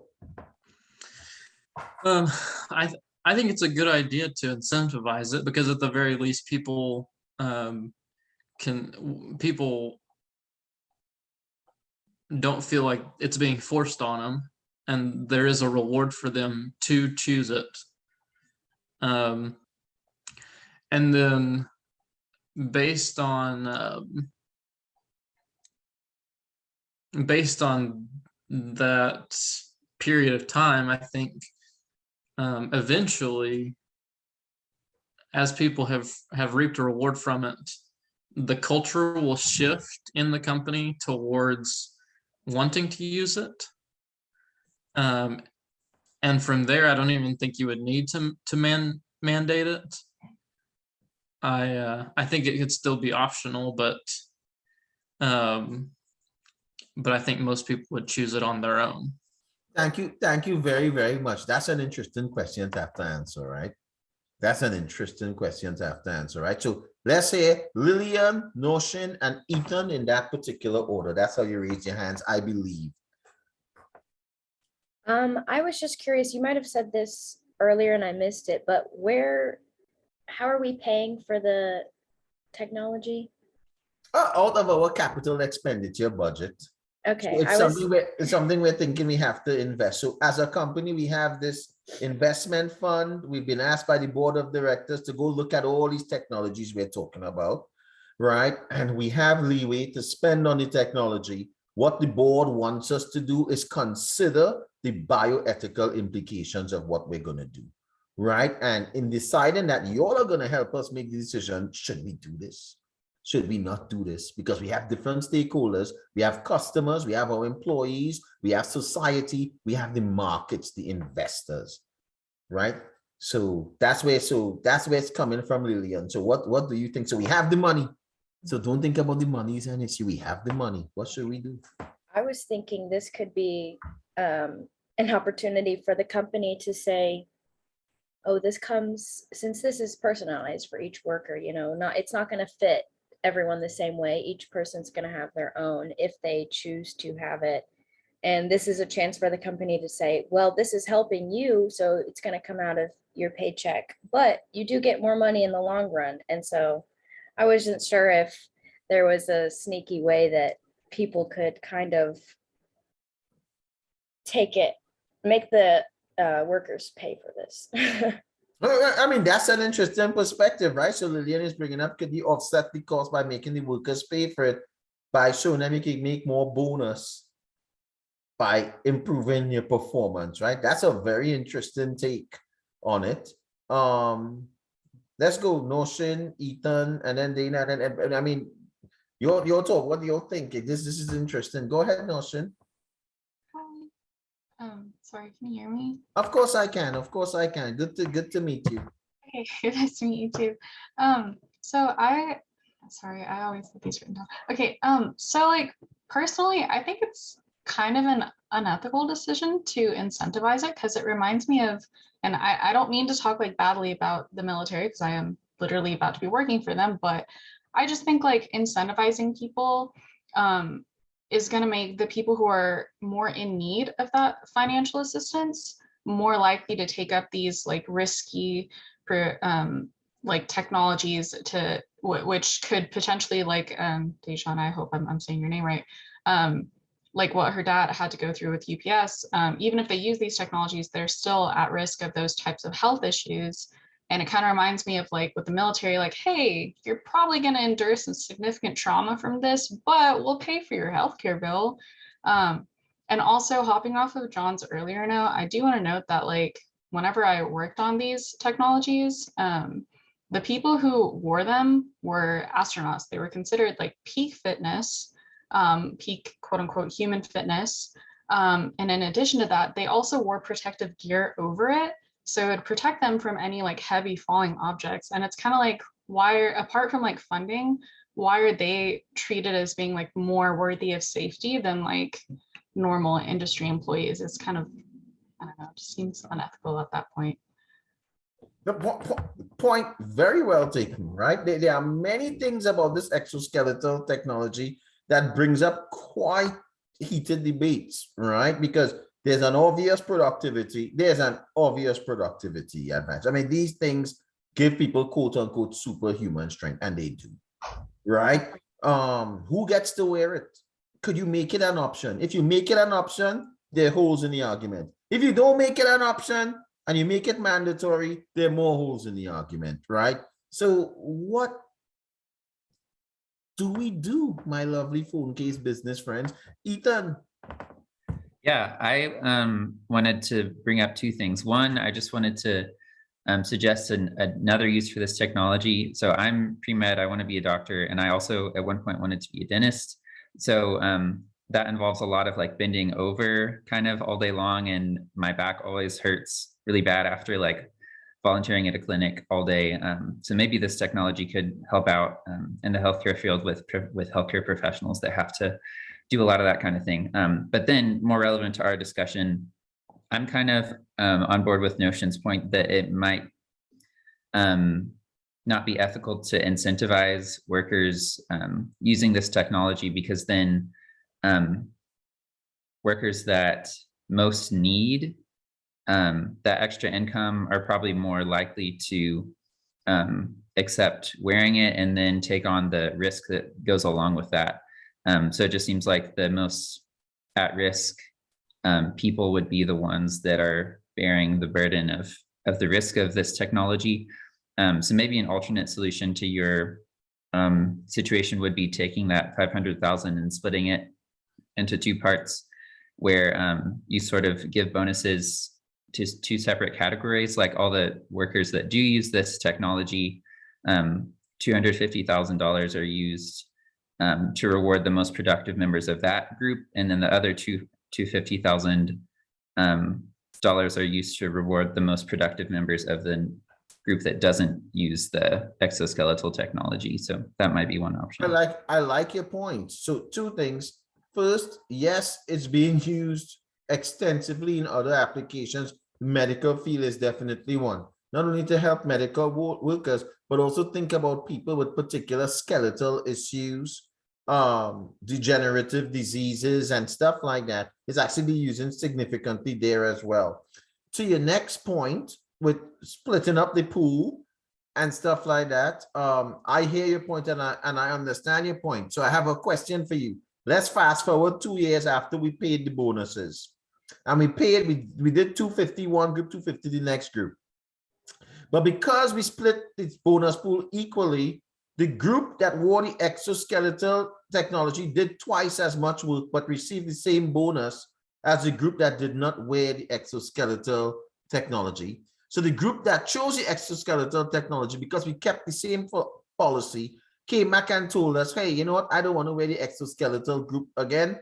Keep me in that group. I want to go in the other group where I still have that bonus group, that bonus available to me, but I'm not held to as much units. So the business loses productivity. What do you think happens in that case? Or is that a point? Is that a point? You think I have a point there? Yeah, definitely think you do. You can tell me I have no point. We're having a conversation. You come at this like, hey man, you have no point there. No, I think you definitely do have a point. Is there documented cases of that happening? Do you know?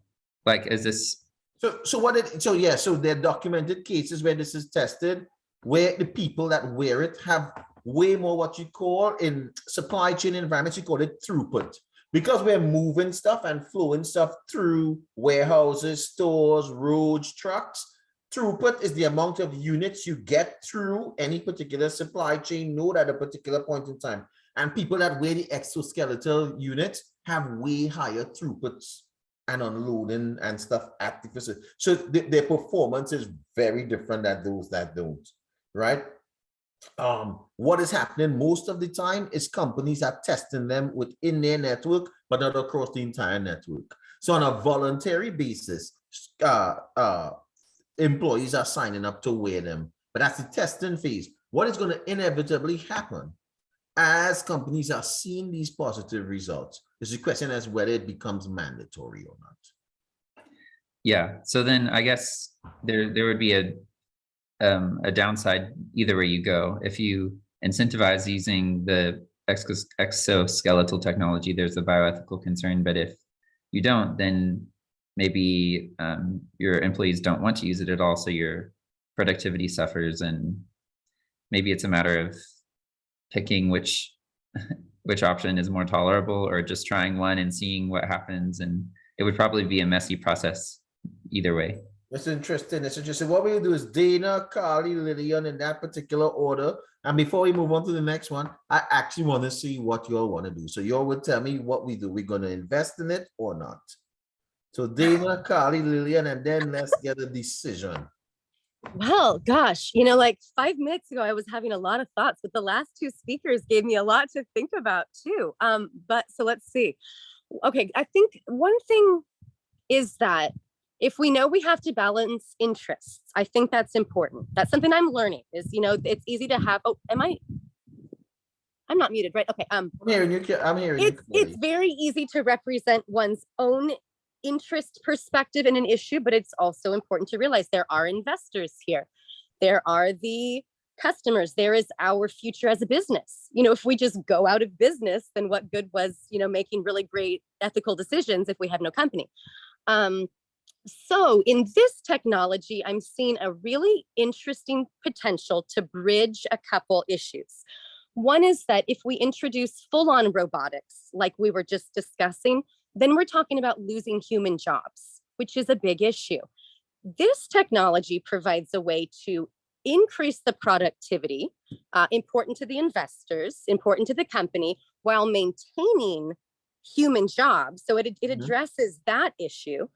And addresses investor interest and the customer need. And I could see implement I'm so sorry, I don't remember her name. She spoke before Ethan, but she brought up that these can actually be very uncomfortable and difficult for people to wear. So the only way that I could see this being a really ethical decision as well as productive is if they are ergonomically designed to actually be good for the worker, and they're implemented as a part of an experimental work management style where we believe that what is good for the worker will be good for the company. And so we implement it as even a labor saving device, or you said it will improve productivity, but it would have to be actually something that was also good for the worker. Like it actually was good for their body. They weren't going to get back strain. I mean, oh my goodness, people who do this work end up with so much physical damage. Very tough work, yes. It's hard on your joints. And so if this was actually a device that helped people do their job while maintaining their jobs and improving productivity, I feel like then we've actually addressed most interests and needs. So that's my proposal. Dina, that is so nice. It's interesting. We're gonna to address those three things simultaneously. Oh my goodness, that's like the supply chain unicorn. We have to find it. We have to find it, but that's very, very good. Carly and Lillian, go ahead, share your perspectives. So kind of building off of what she just said, my boyfriend worked at UPS. Well, he still does. He's now in management, but he actually worked loading boxes for almost a year and a half. And ideally, you have workers limiting themselves at 50 pounds, but realistically, that's not happening. They're being asked to lift more than what is said in the paperwork. So I think that this technology could actually help their health, and that it'd be very beneficial to advertise it as such. If you're talking to the workers and maybe not using money to incentivize, but saying, hey, this will keep you from going home with sore backs and all that fun stuff that I saw firsthand, then I think that this could help the workers along with the company. And so I would say, let's go for it. All right, I love that decision. Let's go for it. Let's go for it. That's awesome. Lillian, what do you say? Lillian, and then do you wanna? So I was just gonna say, if from the CEO perspective, if my company, the work that we're requiring our workers to do is just breaking their bodies apart, I don't want to ask them to do that. And we should not ask them to advance themselves by putting these on. We should make the work less. And so I guess one solution I could think of, I don't know exactly what could solve it, but one thing you could do is have people work less, different shifts. You have more employees. That way they have time to go back home and rest. And if they do, they could get a second job to afford to make enough money. But if we're paying them well enough, they wouldn't have to be straining themselves to the point of exhaustion. Those are great points. Those are great points. And as I say, as Lillian and Dana, you all have lots of different points across the conversation. As I'll say, Lillian, those are very good points. And the interesting thing in a supply chain is if we had the opportunity to make those points in isolation, they'll be perfect. What happens is so like, let's say for instance, that's my view, right? A lot of what you just shared, Lillian, is my view. But you know what's also my view? I'm being honest. I've gotten spoiled. When I click order, that box getting there in 2 days is not an expectation of mine. And the way that box gets there in 2 days is people need to work longer. I'm just giving you all, people need to work longer. They need to unload faster. They need to lift more, right? And now, when I get the option next day, it's like, oh, I can get it next day, click that. Yeah, sure. So faster times, more, we buy more, we want it more speedily. Well, I can't afford, therefore, to make people work less or do this. So then you start to have companies enter, as you've seen it in the news, pay issues, right? What are workers anywhere else is being paid? Because they're being asked to work more, but to make margin and profit because delivery is so expensive, you can't pay people as much, right? So what you're saying, you're highlighting real ethical dynamics and issues. It's trade-offs. We solve one thing here, there's something else there. We solve something else there, solve something else. Diwana, I hope I'm pronouncing it correctly, right? Please. It's Dejana. Dejana. Yeah. My apologies. No, you're fine. Right? And awesome to meet you. Nice to meet you. It's nice to meet you. I think so. I've been just kind of listening on everything, and my dad has worked at UPS since I was a little girl. So this is all like, I feel like I'm hearing this for a second time because he comes home and complains about it often. Yes. But even with, I think somebody said in the chat about, or we had talked about, paying them to wear these things. It would be a good idea in theory, but I'm just going off of my dad, who isn't all workers, but just looking at him, and he's a very stubborn person in general, but like, I don't know if he would wear this even with the finances involved, because for one, he doesn't really like the whole technology taking over his, what he's already been doing for years type thing. It's like a pride thing almost for him. Yes. Even helping him, but I don't know. I'm kind of in the middle, and I don't really have a surefire answer. I'm just trying to think through this with him in mind too, because I don't know. My friend, so many of us are in the middle on this thing, I could tell you, because you see, there's such logical arguments on both sides. You see the benefit of these technologies, but there are these bio-based, human-based ethical concerns that are real. And there is gains on this side. Some argue, is this thing just a zero-sum game? I mean, this is a whole other discussion some other time, but it really is nice. So I understand what you're saying. It's very, very tough. Again, most companies that are doing this currently are testing them in particular markets, right? And what they're doing is getting on a purely voluntary basis, getting some workers to wear them, and they're testing to look at the results. And the results for much of it thus far has been very positive from the perspective of business productivity. And there's not much to report in terms of worker damage from what is reported from wearing these technologies, right? Ergonomically, they're sound, right? So the argument comes in a lot of the times as to where it is. I can tell you all the two major problems, sort of bioethical concerns people have with it. There has been a lot of discussion on whether this type of technology could influence increases in the official age in which people have to retire, right? And that is one that is heated, as you could imagine, right? Because the technology confers quote unquote longevity in a way.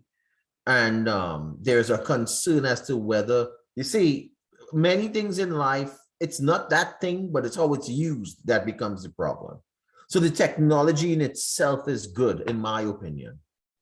But the direction this exoskeleton thing could go is so dichotomous that it really could present a problem, right? Dana, and then we'll go on to the next one.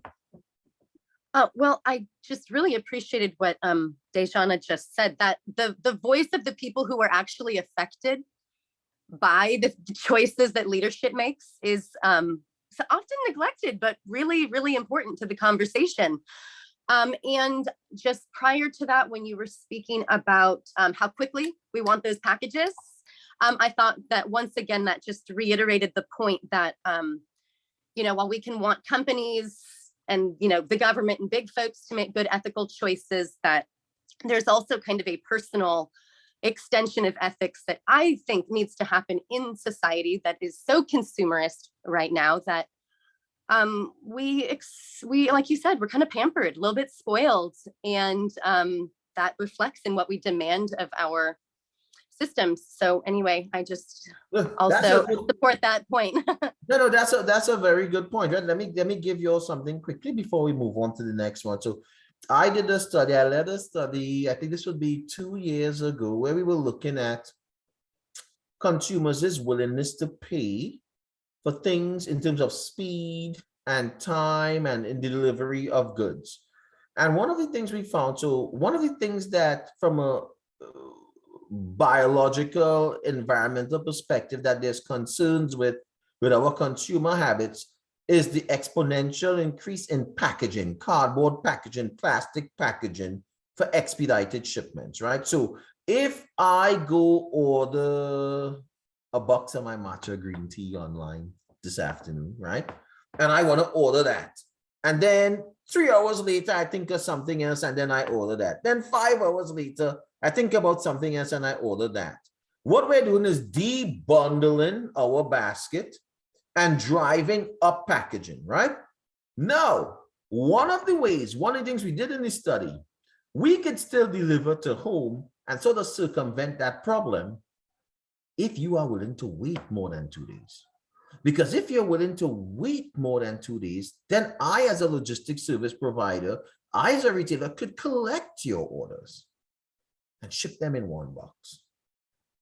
How many consumers you think, do they express sustainability issues, were willing to wait for 7 days instead of 2? How many of you all will do that? See, I love this section or this group. Everybody's honest. Some hands went up, some hands did not go up, because some people are not going to wait that long. And that's what we saw in the study. So people were willing to, up to when people were willing to wait like 3 days. They say, okay, if I can't do 2, 90% of people will wait until 3 so that they can get that product in 1 shipment. This is the problem we face. What we have is concerns on one end, but our demands on the next end, the concessions to alleviate those concerns, there's some issues. There's some issues. So as a collectively, 76% of us weren't willing to wait more than 2 days because that's now become the standard. So we actually prefer to get the products in all the additional packaging collectively, right? Now we're dealing with make. So let's touch on a supply chain ethical issue that many of you will be aware of. How many of you are aware of an acute baby formula shortage in the United States as we speak today? Have you seen the gravity of the situation? I think, I looked and I saw, I've been doing a lot of reading and following up on what's happening, and to see, my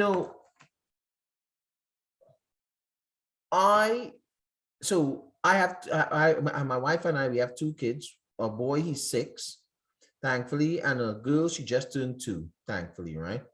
And they were fed differently coming up for various reasons, right? But our son, who's 6, depended a lot on baby formula when he was younger, right? And our daughter, not so much. But I am seeing now, when he was dependent on it, it was available. What I am seeing happening to kids that depend on this formula and can't get it, the hospitalization rates that have gone up, right? You have to ask yourself, could we have done better? What do you all think? I don't know how much you all know about this situation. Let me ask you what you all think about this situation, and then we'll talk about potentially what happened and why it happened and who you all think could be responsible. And we're all intelligent people having the discussion. But before I go into like what drove it, what do you all think about what you're seeing with this baby formula? Did you all ever think, let me ask this question. Did you all ever think that in the United States in 2022, that across most states, baby formula will not be available?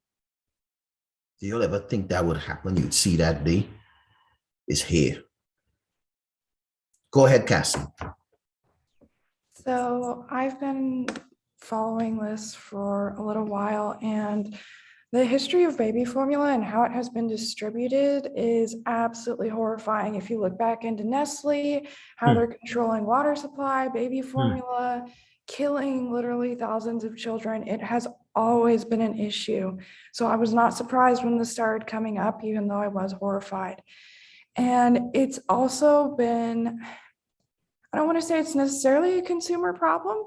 We have been contributing to it, but companies have also been using it as a way to keep certain populations from thriving, as a way to be used against minority communities. It's just been absolutely horrific in the United States. So thank you very much for your perspective. And I'm sure the conversation on this, as we build on it, right, is going to add and supporting alternative. I think that's a great perspective with some great points. Anybody else? Thank you very much, Cassie. You're very well informed on this. It's clear.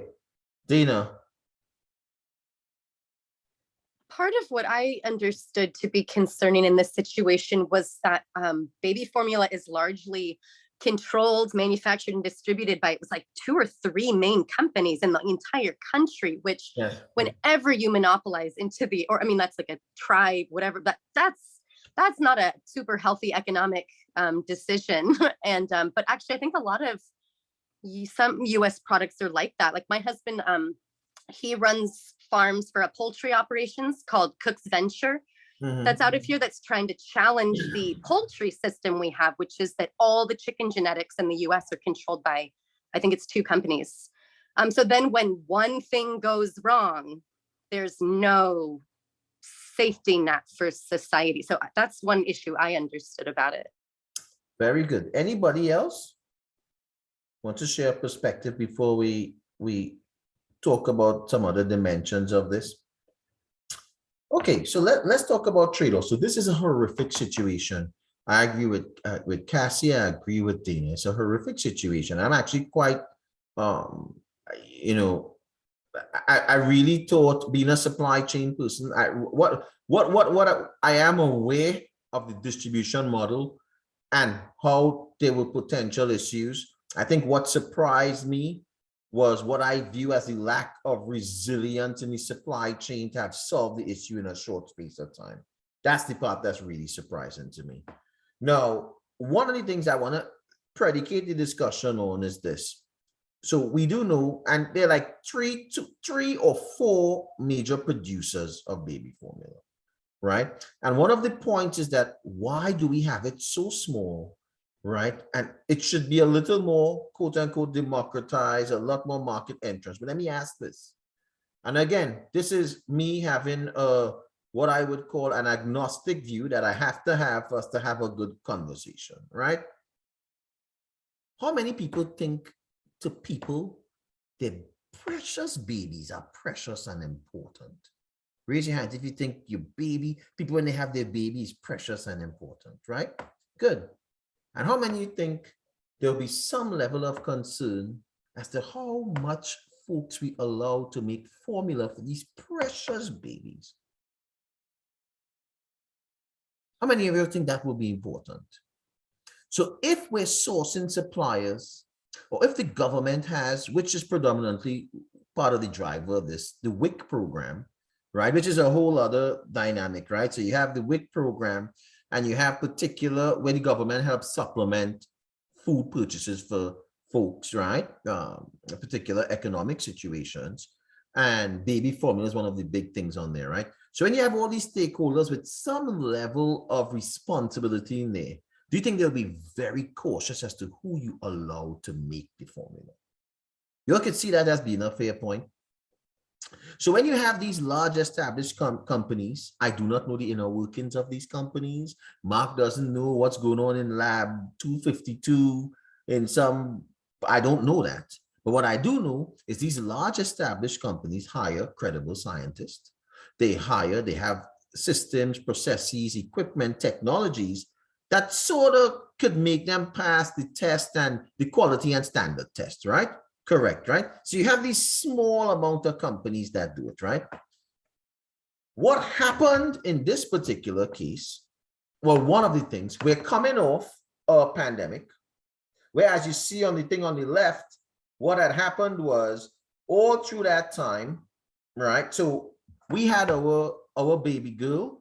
She was born in 2020. And I tell you, it was a very interesting time for me and my wife, right?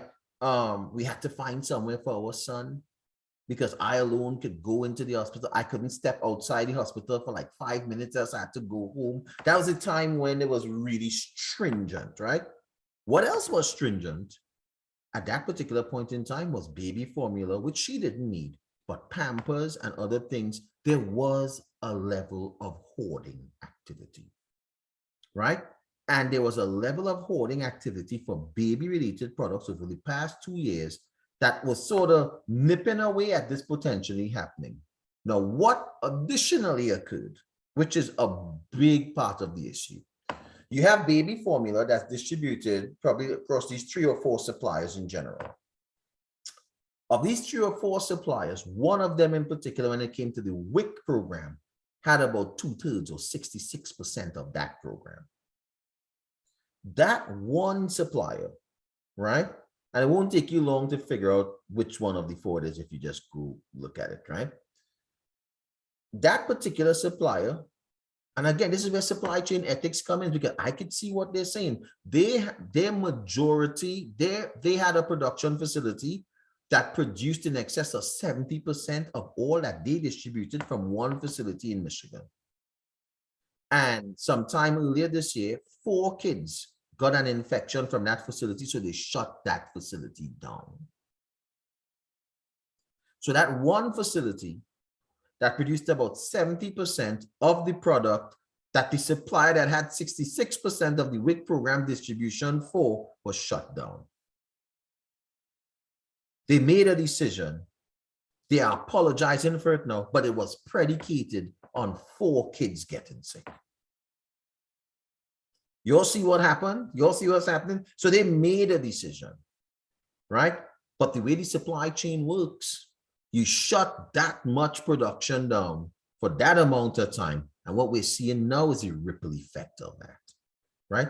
Was that an ethical decision? Question to you. So there are kids going to the hospital now, which none of us like. They shut it down because 4 kids got sick, which none of us like.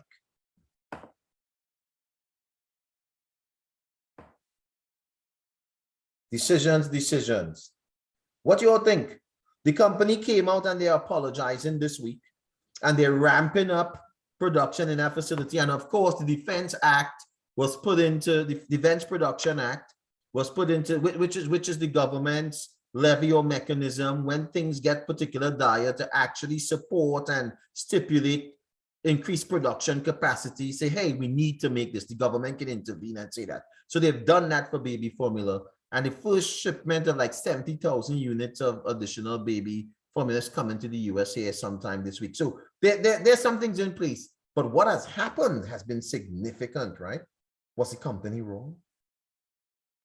Were they legally required by like FDA regulations to shut down in the instance of a reported illness? So the thing is, there is no particular regulation that says like, hey, these kids, these 4 children regretfully got sick. You need to shut down your entire operation to address this, right? They need to somehow trace it back, which we're going to get to when we talk about blockchain, because I'll give you another example of what happened, right?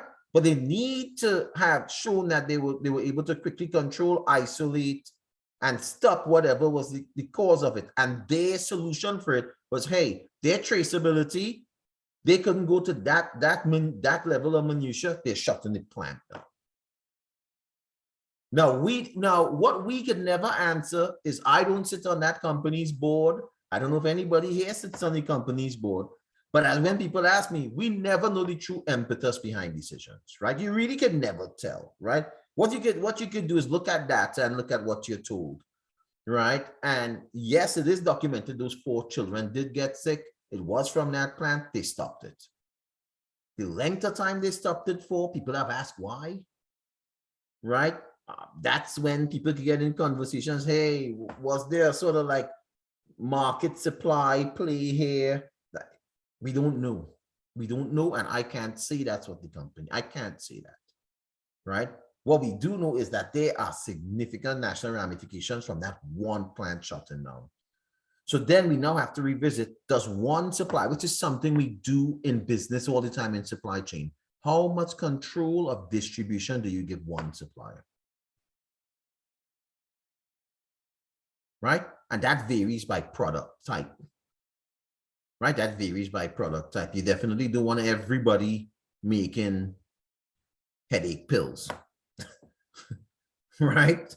You don't want everybody doing that, right? There needs to be some control. Likewise, baby formula. Cade. So I guess if you operate on sort of a principle that you want your product, the product that you're selling people, that they trust you to make, to not do any harm, then that decision to shut down the entire plant does make sense ethically.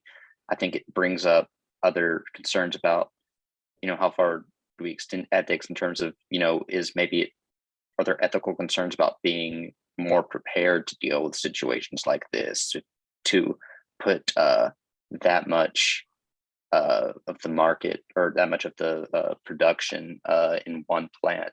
Are there ethical concerns about that preparation, and maybe shutting down was the right choice in that case to do as little harm as possible directly, but there are future lessons to be learned about preparedness for those types of situations. I would agree with you, Kate, and I particularly like your take on the situation. If I were to have an opinion, I would say that, you know, I am not sure that I could point at the company and say the choice to shut down was wrong because 4 kids did get sick, right? I think what has come to the forefront as a result of it is, okay, there's an argument that should you have shut down.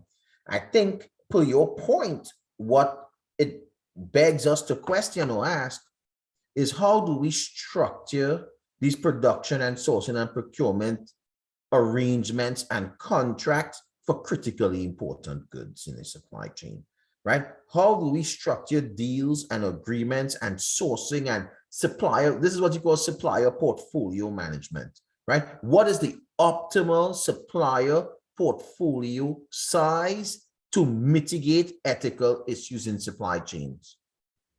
Right? And this is part of what we're dealing with this, with the shortage, with the baby formula, right?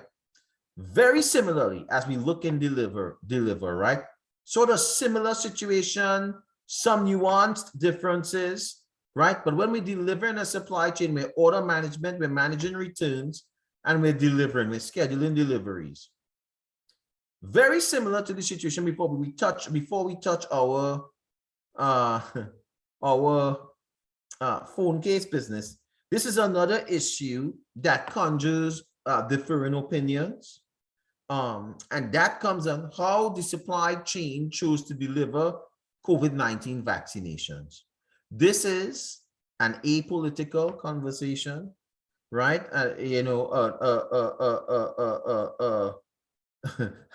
Politically agnostic conversation we're gonna have, right? Let's look at this as intellectuals, look at this in an objective way, and share a perspective, which we're all entitled to have.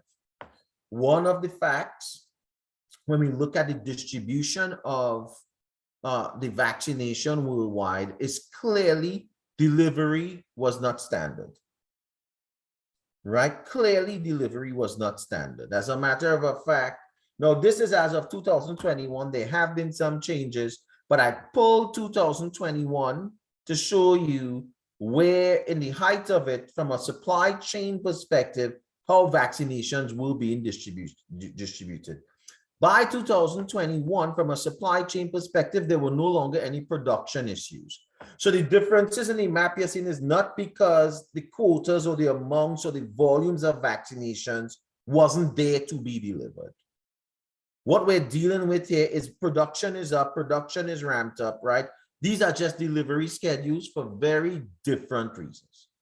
And it is clear that if we look at when would widespread vaccination coverage be achieved, there were clear disparities on a global basis geographically, right? Some people argued that ethically there were some issues here. Others argued, right, that, hey, there was some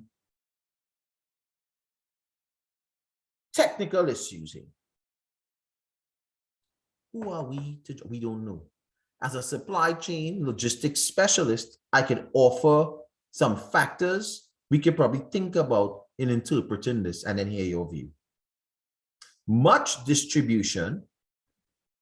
So in the United States, when we wanted to distribute the vaccination, there's much talk across the globe or often as to how developed markets are or private markets are, or how developed commercial markets are, and how could you leverage those commercial markets in times of disruptions. One of the things we were able to see during the pandemic, right? So let me give you all a statistic. Some of you all may know this. The US population is how much? Somebody tell me. What's the population in the United States? 300 million. 300, okay, just over 300 million, right? Good. So the 90% of the US population, so how much is that? 90% of 300 million, how much is that? Let's just use 300 million. How much is 90% of 300 million? I do this, I have a conversation. 270 million, there we go, Kate. You want to hear something interesting? 270 million people within the United States are within 10 minutes from a Walmart store. 90% of the US population is within 10 minutes from a Walmart location, right? When the US government was thinking about a vaccine rollout strategy, do you think it's by surprise Walmart was central in the conversation?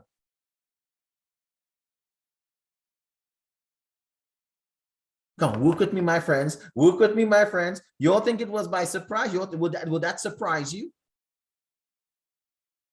Right? Whether someone took a vaccination or not, that's not the question. The question is anybody that potentially wanted to take a vaccination, there was a robust enough distribution system built in the United States to facilitate coverage and access in a pretty rapid manner.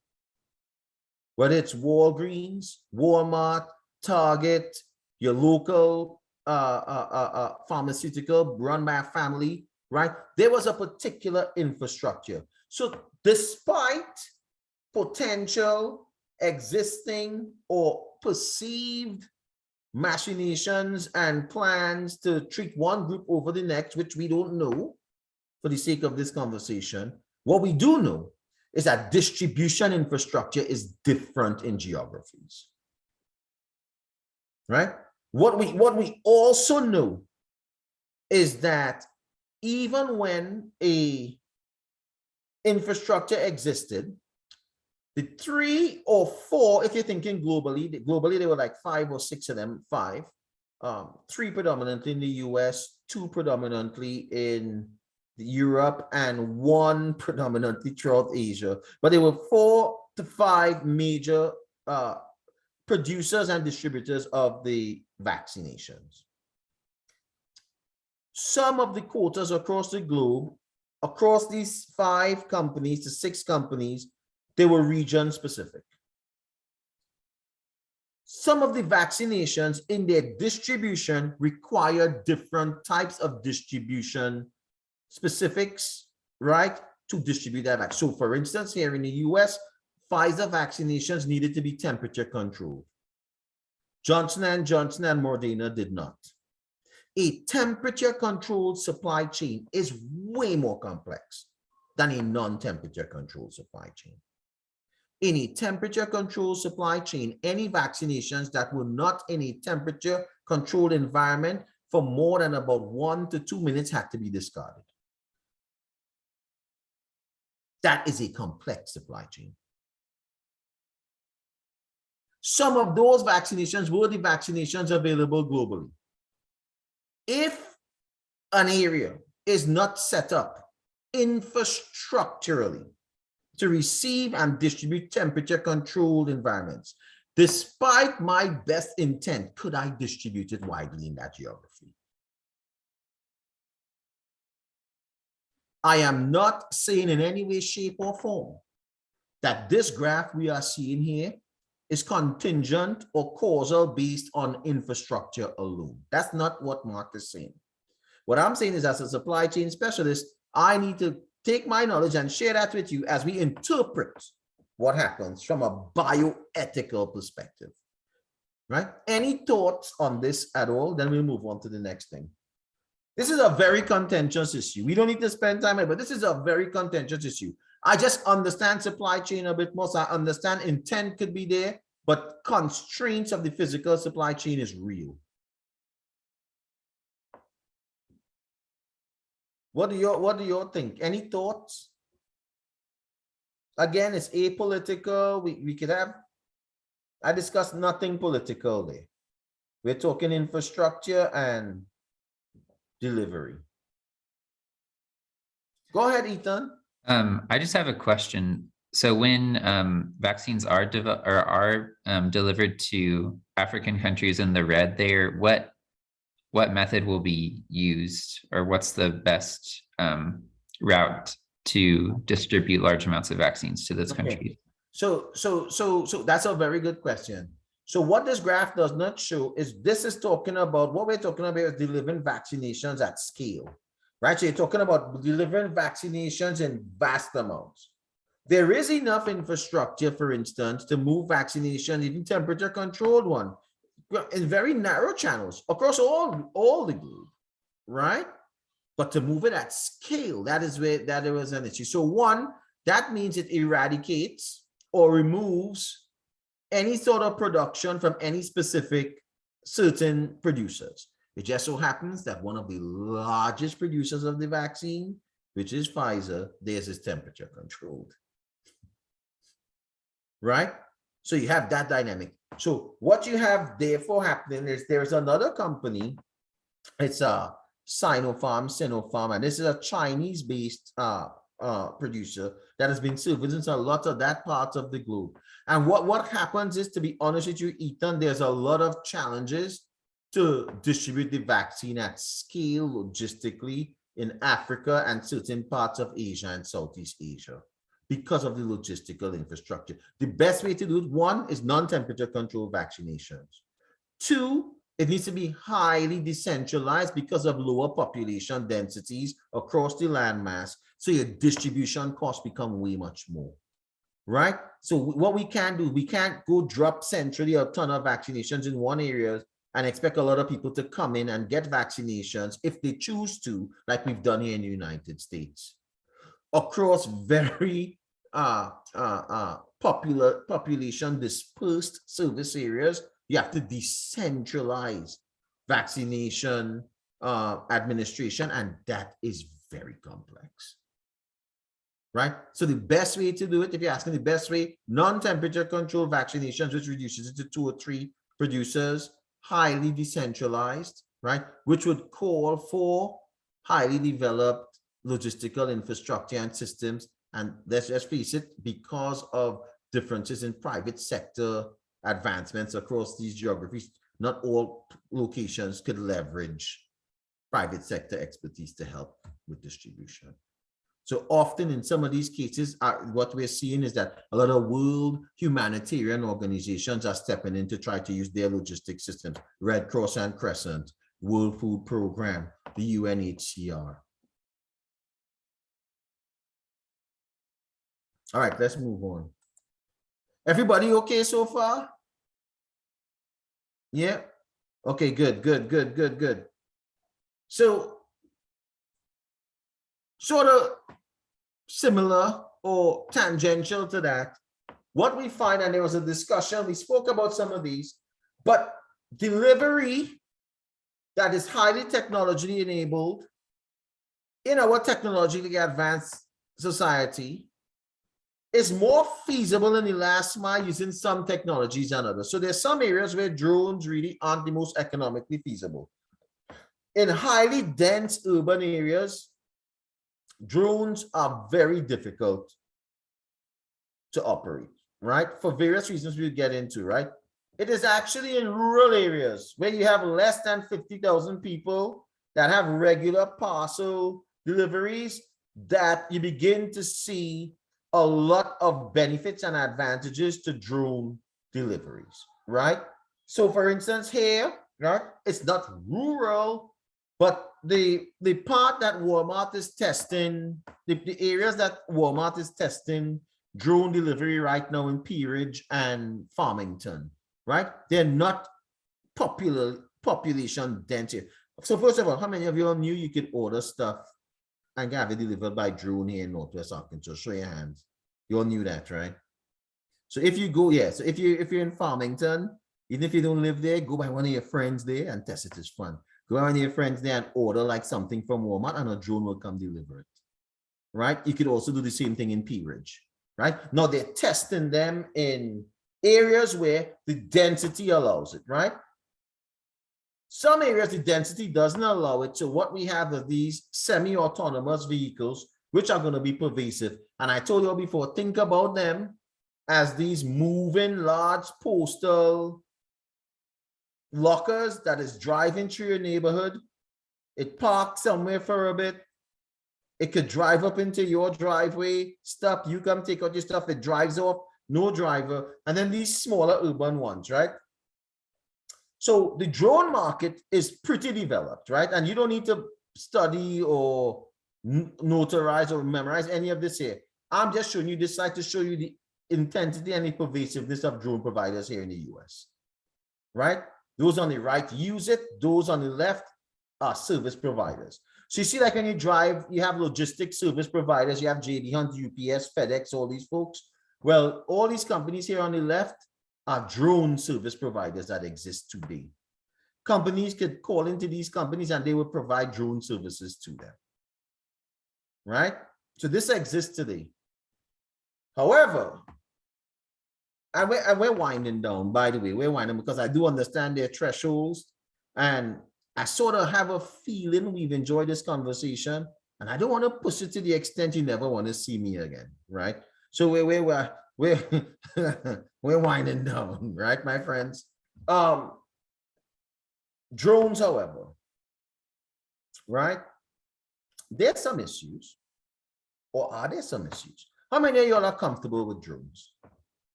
How many of you are comfortable with drones delivering to you? Just raise your hands if you have no issue with a drone delivering to you. Okay. How many of you will say like, I want to understand some more about this thing first? How many of you feel that way? Yeah, there are quite a few folks, right?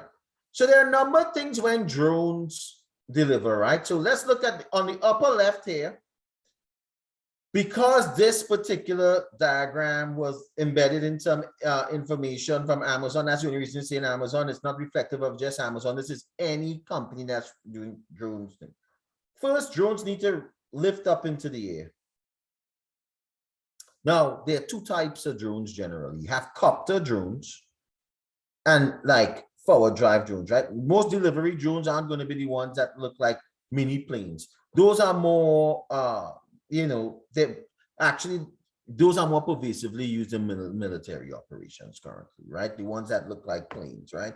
What we're talking about here is copter drones that lift up vertically, then fly, then come down, right?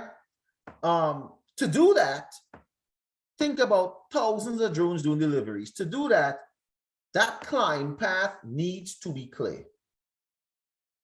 When it goes up in the air, not only the climb path needs to be clear, but then as that drone is in its line haul or moves forward, it needs to not touch objects. Then the descent path needs to be clear. The delivery area needs to be clear, and then it needs to be delivered safely. So let's think about that. And now let's think for a second. I have a couple of questions. How many of you, either you, your loved ones, or whether it's your parents or you or anybody, reside in a family or personal dwelling that is a home or a unit or a condo or something like that? Raise your hands if you just dwell somewhere. We all do, right? Thankfully, right? Because everybody isn't as fortunate, right? Let me ask you something. How many of you, where you dwell, there is air above where you dwell? There's air. How many of you all have air above where you dwell? I'm thinking everybody should raise their hand. There's air, right? Good. Now this is where it gets tricky. Let me ask you something. On your property, how much of that air above you is your private air? Do you know? Do you know? Should that matter when we're starting to talk about drones? Should that matter? How much air above your home do you have jurisdiction? So, technically, go ahead, Lillian. Go ahead, Lillian. Sorry, my hand was still up from earlier. Oh, that's okay. Go ahead, Dajwana. Oh, everybody's hand. Same thing. I was gonna say, no, I did just raise my hand. I was gonna say, I live near an airport, so I have planes that are really, really, really, really close. And I'd never thought about how much space above our house is actually our space, because there's planes coming over kind of low all the time. The competition is becoming way more necessary that we're doing drone deliveries. You're about to know how much. Matthew, go ahead. Yeah, so I was just gonna ask, so do you think this is gonna turn into like an eminent domain kind of issue where like government is going to claim that we own the sky and that private corporations aren't able to do it. Is that kind Well, let me tell you something. Let me tell you something. So that is a lot of discussion with the FAA currently, because commercial drones are allowed to fly. They have to fly between somebody's home is here, 200 feet up in the air, between 200 and 400 feet. Commercial drones and your drone could fly 500 feet up above your home. The FAA stipulates that that's a domain that they have control over, right? Why has this become an issue? Because one of the major issues with drones is they're being shut out the sky. You all notice this is a major issue with drones. Drones are being shut out of the sky. So if a drone is flying over somebody's home and they don't like it, there are issues of people shooting the drones out of the sky. I don't want these drones flying over my home. The challenge is where is exactly the air for your home? Right? So there's some issues there. So let's talk about 4 of them. Again, this is one of those things, drones, whenever I bring it up, we can get very deep, but it's way beyond the time we have, right? But let's just talk about some things. So first, safe delivery. Generally, drones need, one of the reasons we can't land them in a lot of urban dense areas, drones generally need a particular square meter area to land safely. If a drone can't land safely, the other alternative, which you're going to see if you order stuff in Peerage or in Farmington, is a parachute method, where the package is attached to a parachute and it comes down, right? But this is the issue. Weather impacts the parachutes, right? And sometimes there are issues where people, right, get hit from a delivery that's being dropped.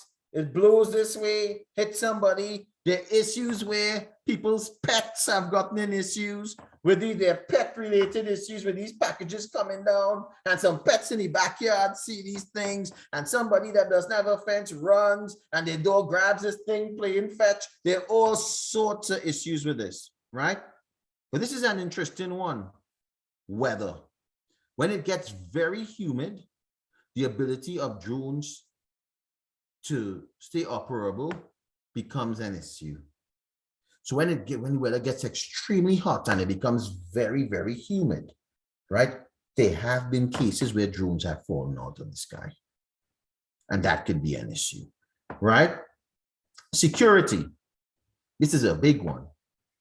Drones are operated on networks of drones, computer systems, computer platforms, right? Data-driven platforms. And one of the issues we have seen, and we saw them last year take a significant rise, is ransomware attacks, right? Where hackers could get into systems and make things. So for instance, I don't know how much of you all know this. So for instance, there were 2 instances, one last year, the one the year before, where a hacker hacked into someone's vehicle on the highway just to show car manufacturers that they could do it. And it got into this person's GPS system and was giving directions, right? And then it just came back out. Hackers also hacked into a block of traffic lights recently on the West Coast, right? And we saw in the ransomware attacks. How many of you are aware of the ransomware attacks last year on energy companies? Right. These are hackers going into systems that are now plugged in, right, based on technology, computer systems, and telling. So there's a concern that this could also happen with drone networks, right, where hackers are able to hack into these drone networks and make drones do things they weren't supposed to do, right? Now we're talking about drone delivery in packages. We're not talking, there's a broader discussion. I was having a discussion on what you call micro drones, where people are using them with potential applications in medicine, but you could think in other ways, where you have drones that are as small as mosquitoes that can come deliver a vaccination, and go. Now, you could think about that in very positive situations where somebody needs some medicine very quickly, and you send a micro drone out, deliver the vaccination, and come back. But I'm sure people could think of very sinister things that people could do with that, right? So there's that, right? Of course, we have the shooting issue, and there's no, I searched for another term to put there, but that's just the way it is. That's literally what's happening, right? Drones are being shot out of the sky. Another huge issue is theft, right? So you already had this issue where, because there's this surge in omni-channel purchasing and buying online, people have issues where people come up to their doorsteps and take packages that are delivered. Well, what they're saying now is more sophisticated people that engage in that particular type of behavior are tracking drone routes. Because the drones fly, they could track packages, right? And that has been happening, so there's some level of theft. Before I go into regulation, Noshin, go ahead. Huh? Okay, sorry, I was going off of something that me and Dejana, am I saying your name right? Okay, perfect. That we were wondering about is it the government or is it the public that are shooting these drones out of the sky? No, well, to the best of my knowledge, every instance I've heard about that is private citizens doing it. I don't know about the government engaging in such activity. This is private individuals that have the view and perspective, and I think it's understandable, unless the law is explained to them, that probably something is flying over their property, so they shoot it out of the sky. Interesting. I guess that kind of leads into my next question with, do you think there should be like education around drone technologies given to the general public, like about that don't shoot these things down, essentially? I think you hit the nail on the head, for want of a better term. I actually think a huge thing with this is education. There's a lot of this stuff that folks just don't know. And I think what's going to happen is, as companies commercially roll these things out, so Amazon is doing it, Walmart is doing it, Target is doing it, Google is doing it, right? They're all now really engaged in commercial drone delivery. I believe that as that comes to scale, they have planned, I'm sure, and my view is there needs to be some sort of level of education as to, especially when altitude jurisdiction, which is really the thing here that's driving a lot of those shootings. You know, I mean, it's, you know, somebody doesn't, it's not for them, but hey, you're over my space. Yeah. Right. Yeah, it's understandable. I know a lot of people feel very like strongly about people feel very strong. Very strongly. I mean, there was someone else telling me there's no way that's going to fly over their home. They're going to do that every single time. Right? Yeah. And I sorry to take up more. You don't need to apologize to me. You don't need to apologize to me. I think that's why I'm here. You can ask me what you want. So something I do know, like, I mean, I've done a little bit of private pilotry. I'm not certified yet, so I've just gone with others. And then I understand that the FAA, like, and I had to look this up a second ago, so I'm not super knowledgeable. Above like a certain altitude, like, and you've mentioned it, they regulate the entire airspace. I'm pretty sure on their like rocketry website, they say they own the airspace at altitude. And I was just wondering, all of these vehicles that they regulate, like private pilots, vehicles, commercial airlines vehicles, and then like amateur rockets, they require that, for example, the systems on board have some sense of redundancy. So like if something does get hacked, if something fails, then they have a redundant system which they can take back control of the aircraft. And I remember like the first time I went on a plane with a private pilot, like I could control the plane, but the pilot always had full control. Oh yeah, the space bioethics session. So I guess I'm just wondering, like in these cases, do you think that even for drones, they should require some form of redundancy for the systems on board to prevent this sort of opportunity to like hack the systems and then potentially cause the general public? That is a very good question. And I do believe that as they're testing, and a lot of these companies that are testing drones and operating drones, right, are in discussion with the FDA to have these systems in place, right? Now, what is happening? What is happening is the FDA has instituted particular types of regulations when you commercially fly drones together to sort of address some of that. So for instance, there's no commercial flying drone currently. It needs to have, each drone needs to have its own pilot, right? So although a drone is coming to deliver, it needs to have its own pilot. The other thing that needs to happen is at no point in time, you call it line of sight, right? Line of visibility, right? Right? So at no particular point in time currently, as a drone is delivering, is that drone allowed to be out of the line of sight of the person that is operating that drone, right? Whether that be physically or via a device or monitoring device, right? So in that airspace, you're gonna see the same regulation that regulated that space above 500 altitude, 500 feet, aerospace, defense. You're gonna see versions of that come into that below 500 feet, above 200 feet, those 300 feet there in that altitude band. You're gonna see a lot of regulation coming there as well. I think they're still trying to figure out exactly how they're going to do it, like for a redundancy system. You see, what happens is a lot of these delivery systems is private businesses delivering personal people's packages. And then we as a consumer become now a stakeholder in what the government does in that space because it's your package being delivered there, right? So there is a lot of stuff to work out. And that is why 4 or 5 companies are doing all these piloting, because they're literally figuring out what the kinks are. And what happens? Yes, there are redundancy systems. What those redundancy systems are in development, right? So they need to have computer systems that you could shut on and off immediately, right? Who is shutting it off right now? Right? I think the companies that are piloting it are the ones that are doing it in close work with the FAA. Thank you. If you all get a chance, you all should go. I don't know how we could do that, but I don't know. Sometimes I probably I don't know. And I'll get with Dr. Quinn if anybody's interested to go see what they're doing in Peerage or Farmington. It's interesting. Okay. All right. And then, well, I think this is something we could begin to close up on.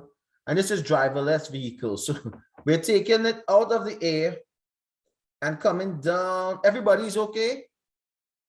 So far, has anybody, I always ask this as I close off any class. So I'm doing this. Do you feel like when you came this morning, between now and when you came this morning, you learned something? That's so important to me. Does everybody feel like you learned something? Do you feel like you were actively involved in your learning? You were talking, we were trying to solve real problems. So you sort of applied how you learned. Okay, good. That's important to me. I always ask this question because it's very important to me.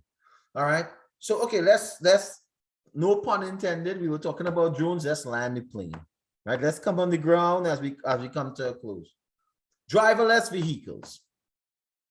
Otto, that truck you see on the right there, you see this driver in the back here? This driver isn't driving. This is Otto, a company that is a subsidiary of Uber that is heavily involved in the space of autonomous vehicles. Just for everybody's knowledge sake, I know some of you all know this already, but Uber has generally been in the space of moving people, right, via its technology, right, ride sharing. Uber now has a subsidiary referred to as Uber Freight, where they're taking the same technology and applying it to the movement of goods, supply chains. Just out of interest, do any of you all know where Uber Freight is located? Uber Freight recently purchased Transplace, and they are located right here in Northwest Arkansas in Rogers.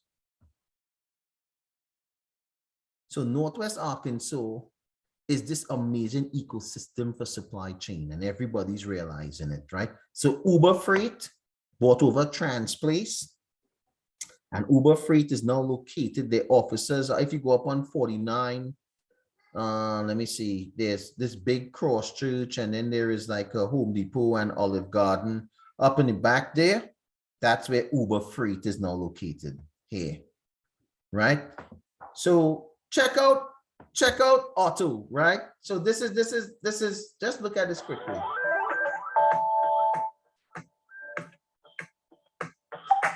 Everybody seeing?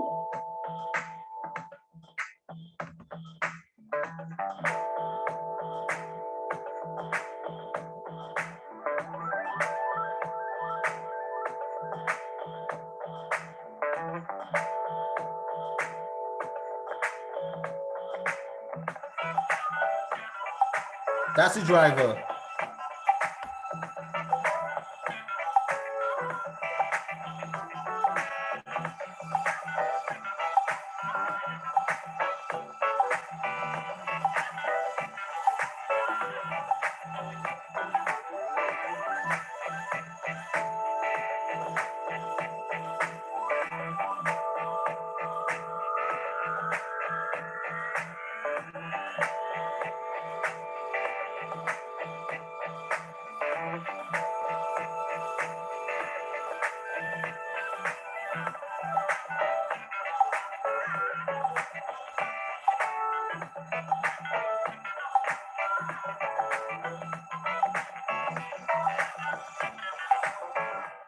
How many of y'all would be comfortable knowing that you drove behind that truck? In front, behind, on the side of that truck? You comfortable? How many of y'all would be comfortable being the person that sits in the cab while the truck did that run? That was the first run. It was Bear and Bush through the Rockies onto the highway. It drove on its own. Driver only took it off the exit and back onto the exit. How many of you are comfortable with this idea? It's here. It is here. It's weird. You'll be surprised. It's here. You can be driving and don't know you're driving next to a truck. They're being tested all over. And there's some big companies right in our area that are testing them as well. Right there in Dallas, right? So this is driverless technology, autonomous technology. Let me ask something quickly. How many of you think you're comfortable with getting into a car and sitting in the backseat and let it take you from Fayetteville to Bentonville? Raise your hands. Uh-oh. Probably having that. I see 1, 2, 2. Okay. Hey, you know what? We all have our opinions, right? So therein lies the thing, right? Now, let's look at what some scientists are saying. So this is pervasive. There's lots of capital, private equity capital, venture capital, money being poured into autonomous vehicles, right? There's lots of things to talk about with this. That definitely is way beyond the scope of the time we're going to spend here. But how could we finish a topic like this, bioethics, and not talk about autonomous driving? Right? Let's talk about something. Look at a couple noted scientists in the field. Promising results with rain, but snow is a hard one. What they've found is that autonomous technologies have a really hard time interpreting snow. It's not quite rain. It's not quite just the air. So how do I treat this? Rule-based programming and unusual situations. Right? We're going to talk about that.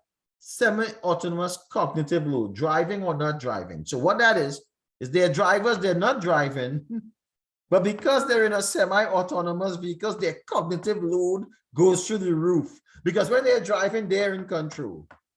What research has found is when you're not driving, but the car is driving, there's a different type of cognitive load, right? Like, man, what is this car? Hey, you know? So there's a different type of cognitive load that's occurring, right? Cybersecurity and hacking. If hackers were able to hack a car when that person was driving their SUV, when they're not driving it, and the car is way more technologically connected, what happens then, right?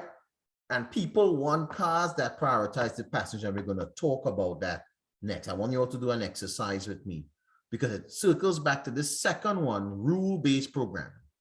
And this is the reality here, my friends, that we're dealing with in the supply chain when it comes to vehicles. Every autonomous vehicle,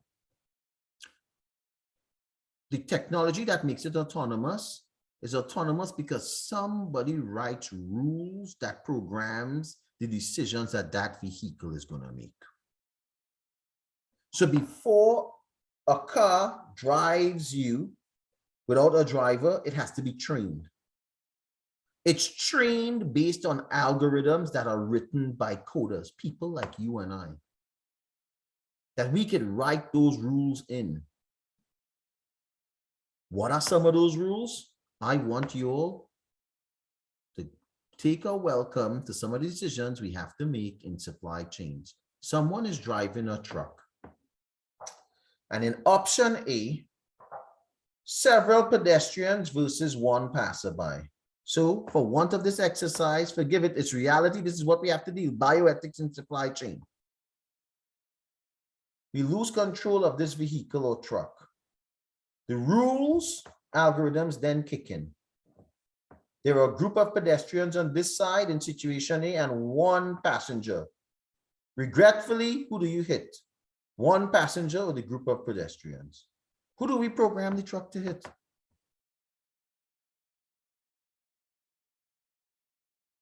B, one pedestrian versus the driver themselves.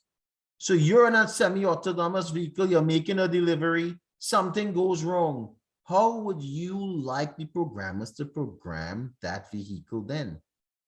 Does it hit the one pedestrian or does it minimize your safety and put you in more jeopardy? Or scenario 3, several pedestrians or the driver.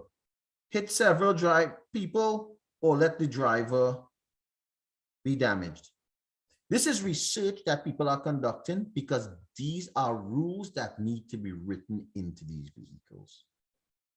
People had an issue. There was a story where they're still undecided as to what actually occurred. But there was a scenario where a vehicle had to make a choice and it chose to hit the human instead of a deer. And there is argument that that was programmed and that the value system of a coder that's coding those rules influences biases in writing the algorithms. Does that make sense? So who's responsible? Is it the manufacturer? Is it the insurance company? Is it the driver? Is it the shipper?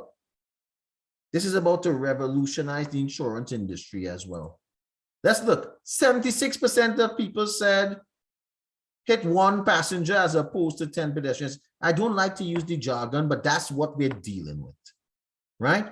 67% of people say, okay, just program this thing to minimize casualties.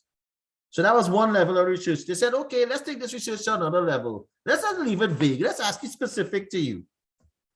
Save one pedestrian versus the passenger. Made it specific. Only 23% of people, though. Like, no. If I'm the passenger, man, 23% of the times you save the other person. 76% of the time, save who's driving. But who really makes those decisions? Who? Who's responsible for the rules on which these autonomous vehicles are going to be based? What happens to drivers when autonomous vehicles reach scale? Do we reskill drivers? What happens?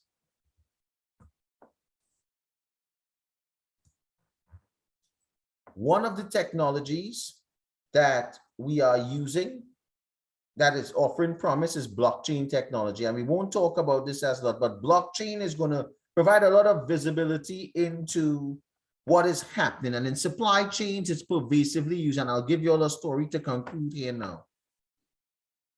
How blockchain, everybody's heard of blockchains. Everybody has a fair idea of how they work. So blockchains, right? So when you go do a transaction with a business or a company, generally that has been held on a centralized ledger, which means if I go do business with A and A food distributors, There's a computer that records our transactions and it's centrally held. Blockchains allow decentralized storing of information across and between partners that belong to a particular chain. Let's think supply chain. So what happens is if A in a supply chain wants to send B money, if we wanted to send our supplier of rubber for our phone cases money and we belong to a blockchain, what we do is we want to send them money. The transaction is recorded in a block online. Then every block, this one transaction that we want to pay our supplier for phones money, this transaction goes out to a decentralized ledger where everyone else in our supply chain, every other partner sees that transaction. So the person that our supplier bought the rubber from sees it. The person that we're going to sell the phone case to sees it. The person that they're going to sell the phone case to sees it. Everybody sees this transaction and everybody in the network has to approve it. When they approve it, that transaction then becomes part of the blockchain and is executed, and only then could our supplier receive their money. Could you see how this is going to change supply chains? Everybody, it democratizes supply chains. So every transaction that needs to take place, right, needs to be okayed by everybody in that chain before it can actually be actualized. Some companies like it, some companies do not like it. Right? Case in point, seafood supply chain. People that love to eat sushi, right? A big thing that does happen is, hey, is this sushi, is this fish safe? You know, where are we getting this fish from? A consumer sitting at a sushi restaurant at a table could now use blockchain technology to figure out which ocean that fish came from. Right? Let me tell you something, and it's no joke. Let me tell you a project. I'll close with this. Let me tell you a project I had the opportunity to work on. A couple years ago, if you all could remember, Chipotle, which me and my family love to purchase stuff from, right? It's tasty, I think, right? Chipotle, you all remember there was an E. coli breakout like 2 to 3 years ago. And Chipotle, right? A couple of people got sick, you know, eating product. And what was Chipotle's response? You remember what Chipotle had to do? You remember what Chipotle had to do then? They had to shut down the entire network, right? To try to figure out what's going on with this E. coli. A very big restaurant chain saw that and said, hey, we are never gonna, they were way bigger than Chipotle. They're way bigger than Chipotle. So they said, hold on. If E. coli contamination disrupted Chipotle's supply chain like that, given their size, they could never shut down the entire restaurant chain to try trace it. The University of Arkansas Information Systems and Supply Chain Departments were privy to a project with this company, where what this company is big into grinding meat to make burgers. And one of the issues they would have had was if for any reason they found E. coli, someone purchased a burger at a particular store, location of theirs, and got infected, they could not afford to shut down the entire burger chain. So what our job was to come in and look at, so what happens when they grind beef? They grind beef. So let's say you have a burger patty, according to which chain you buy a burger at, this one burger patty often doesn't come from just one cow, right? It comes from a mixture of grounding from different cows that were mixed across different farms, and they eventually came to one facility and they ground it up and made a burger. Well, what they wanted to be able to do was, hey, if somebody eats this and we need to quickly know where to shut down, how do we use blockchain technology to go back up that block and see the exact farm that cow came from. So we shut that farm down. Then we shut any grinding facility that receives stuff from that farm. Then we shut any distribution center that receives stuff from that farm. And we only shut off the stores that receive stuff from that farm, not the entire network. That project opened my eyes, right, to how this technology could be highly beneficial, right? And it's being used exhaustively across supply chains currently. So when you want to figure out what happened with your chicken sandwich, when if you can't get your chicken sandwich, this is a whole other story about the chicken sandwich in what, 2019, that Popeye's chicken sandwich, my goodness, but that's a whole other supply chain conversation, right? But you are able now to see, using blockchain technology, if you are that conscious of a customer, where the chicken in your sandwich came from. That technology exists today. And again, we could get into a lot of ethical conversations as to who controls the block, who controls the chain, who controls each block, who authorizes addition to the block. But this is one of the major tools that has been positioned to try to facilitate ethical supply chains through visibility and transparency. So how do we access this information as a consumer? This is like all news to me. This is fascinating. Blockchain. Well, what you're going to have to do is operate with a company that allows you, for instance, like a company that is participating in a blockchain that allows consumers to know where this food came from. So how some companies are doing it is there's this QR code here. You scan this QR code and you see all the way back to where your sushi came from, right? There's a restaurant where it was sushi, right? Where were we? And you can do that because because people say, hey, this tuna was sustainability caught, or this one was farm raised, or this one was humanely treated. Oh, is that the case? Let's see. Right, so it's causing a lot of companies to be like, oh, we can't just talk ESG. We actually have to act it because blockchains could.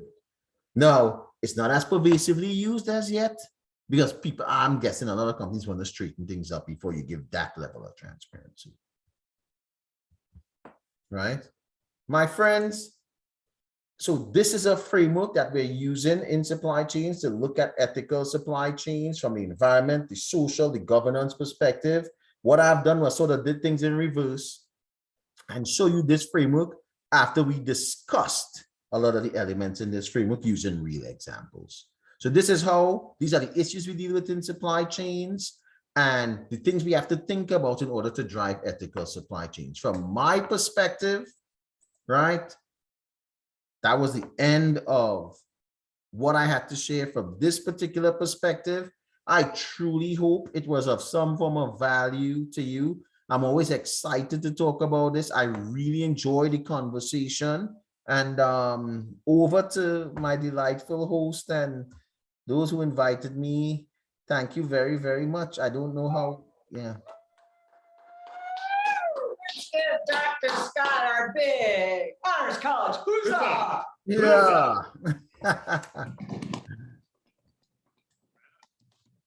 All right, you know, y'all can take blockchain with Professor Mary Lassity. Yep. 1 hour of honors credit this fall, small seminar, max of 15, 16 people. Yep. She is amazing. She is We have 4 amazing. seats left, y'all. 4 seats in 4 blockchain. available. You need to contact Treat. Actually, you can, in blockchain, you can, if you're a U of A student, you can direct enroll yourself. It's first come, first serve, and we have a waiting list of up to 3 in case someone Even drops. better. Well, so Dr. Scott, we need you to teach for us a full course. Amen.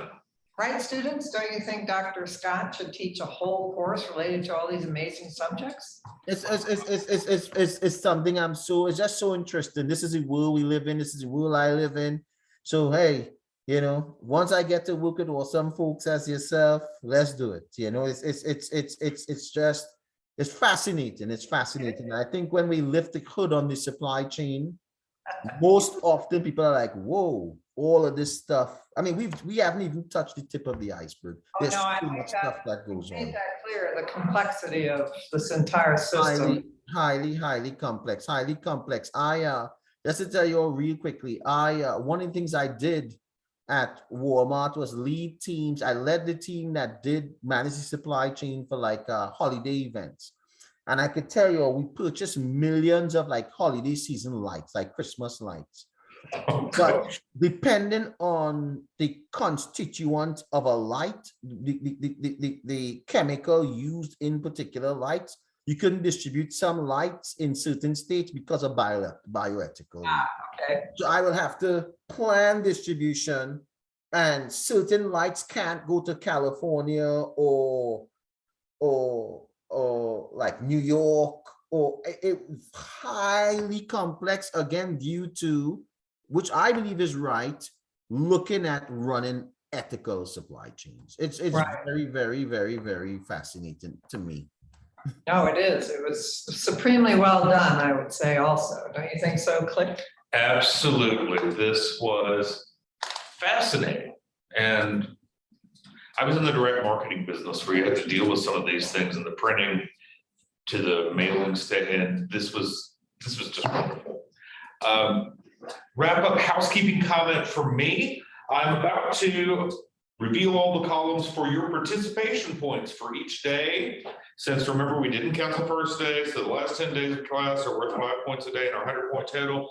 I'm about to reveal all those columns, and I'll send you an email explaining the contents again. So let me know if you think I have the count off somewhere. Dr. Scott's lecture from yesterday is up, and I am waiting. We've had a translation glitch on her PowerPoint, and so I am waiting for her to send me a PowerPoint version as opposed to a keyword one, and we will get that up as soon as we have it. Yes, and could we have your PowerPoint as well, Dr. Scott? To put up on Absolutely, no problem. No problem at all. One thing I want to apologize for, in doing these, it's tough to keep up on the chat. So I wasn't able to like deliver plus look. So if I'm seeing here and I'm like, whoa, there are 42 messages in the chat. If you ask anything in the chat and I didn't answer because I wasn't able to keep up with the chat and doing this, right? But feel free to reach out to me at, any sort of those questions. I'm just happy to facilitate learning.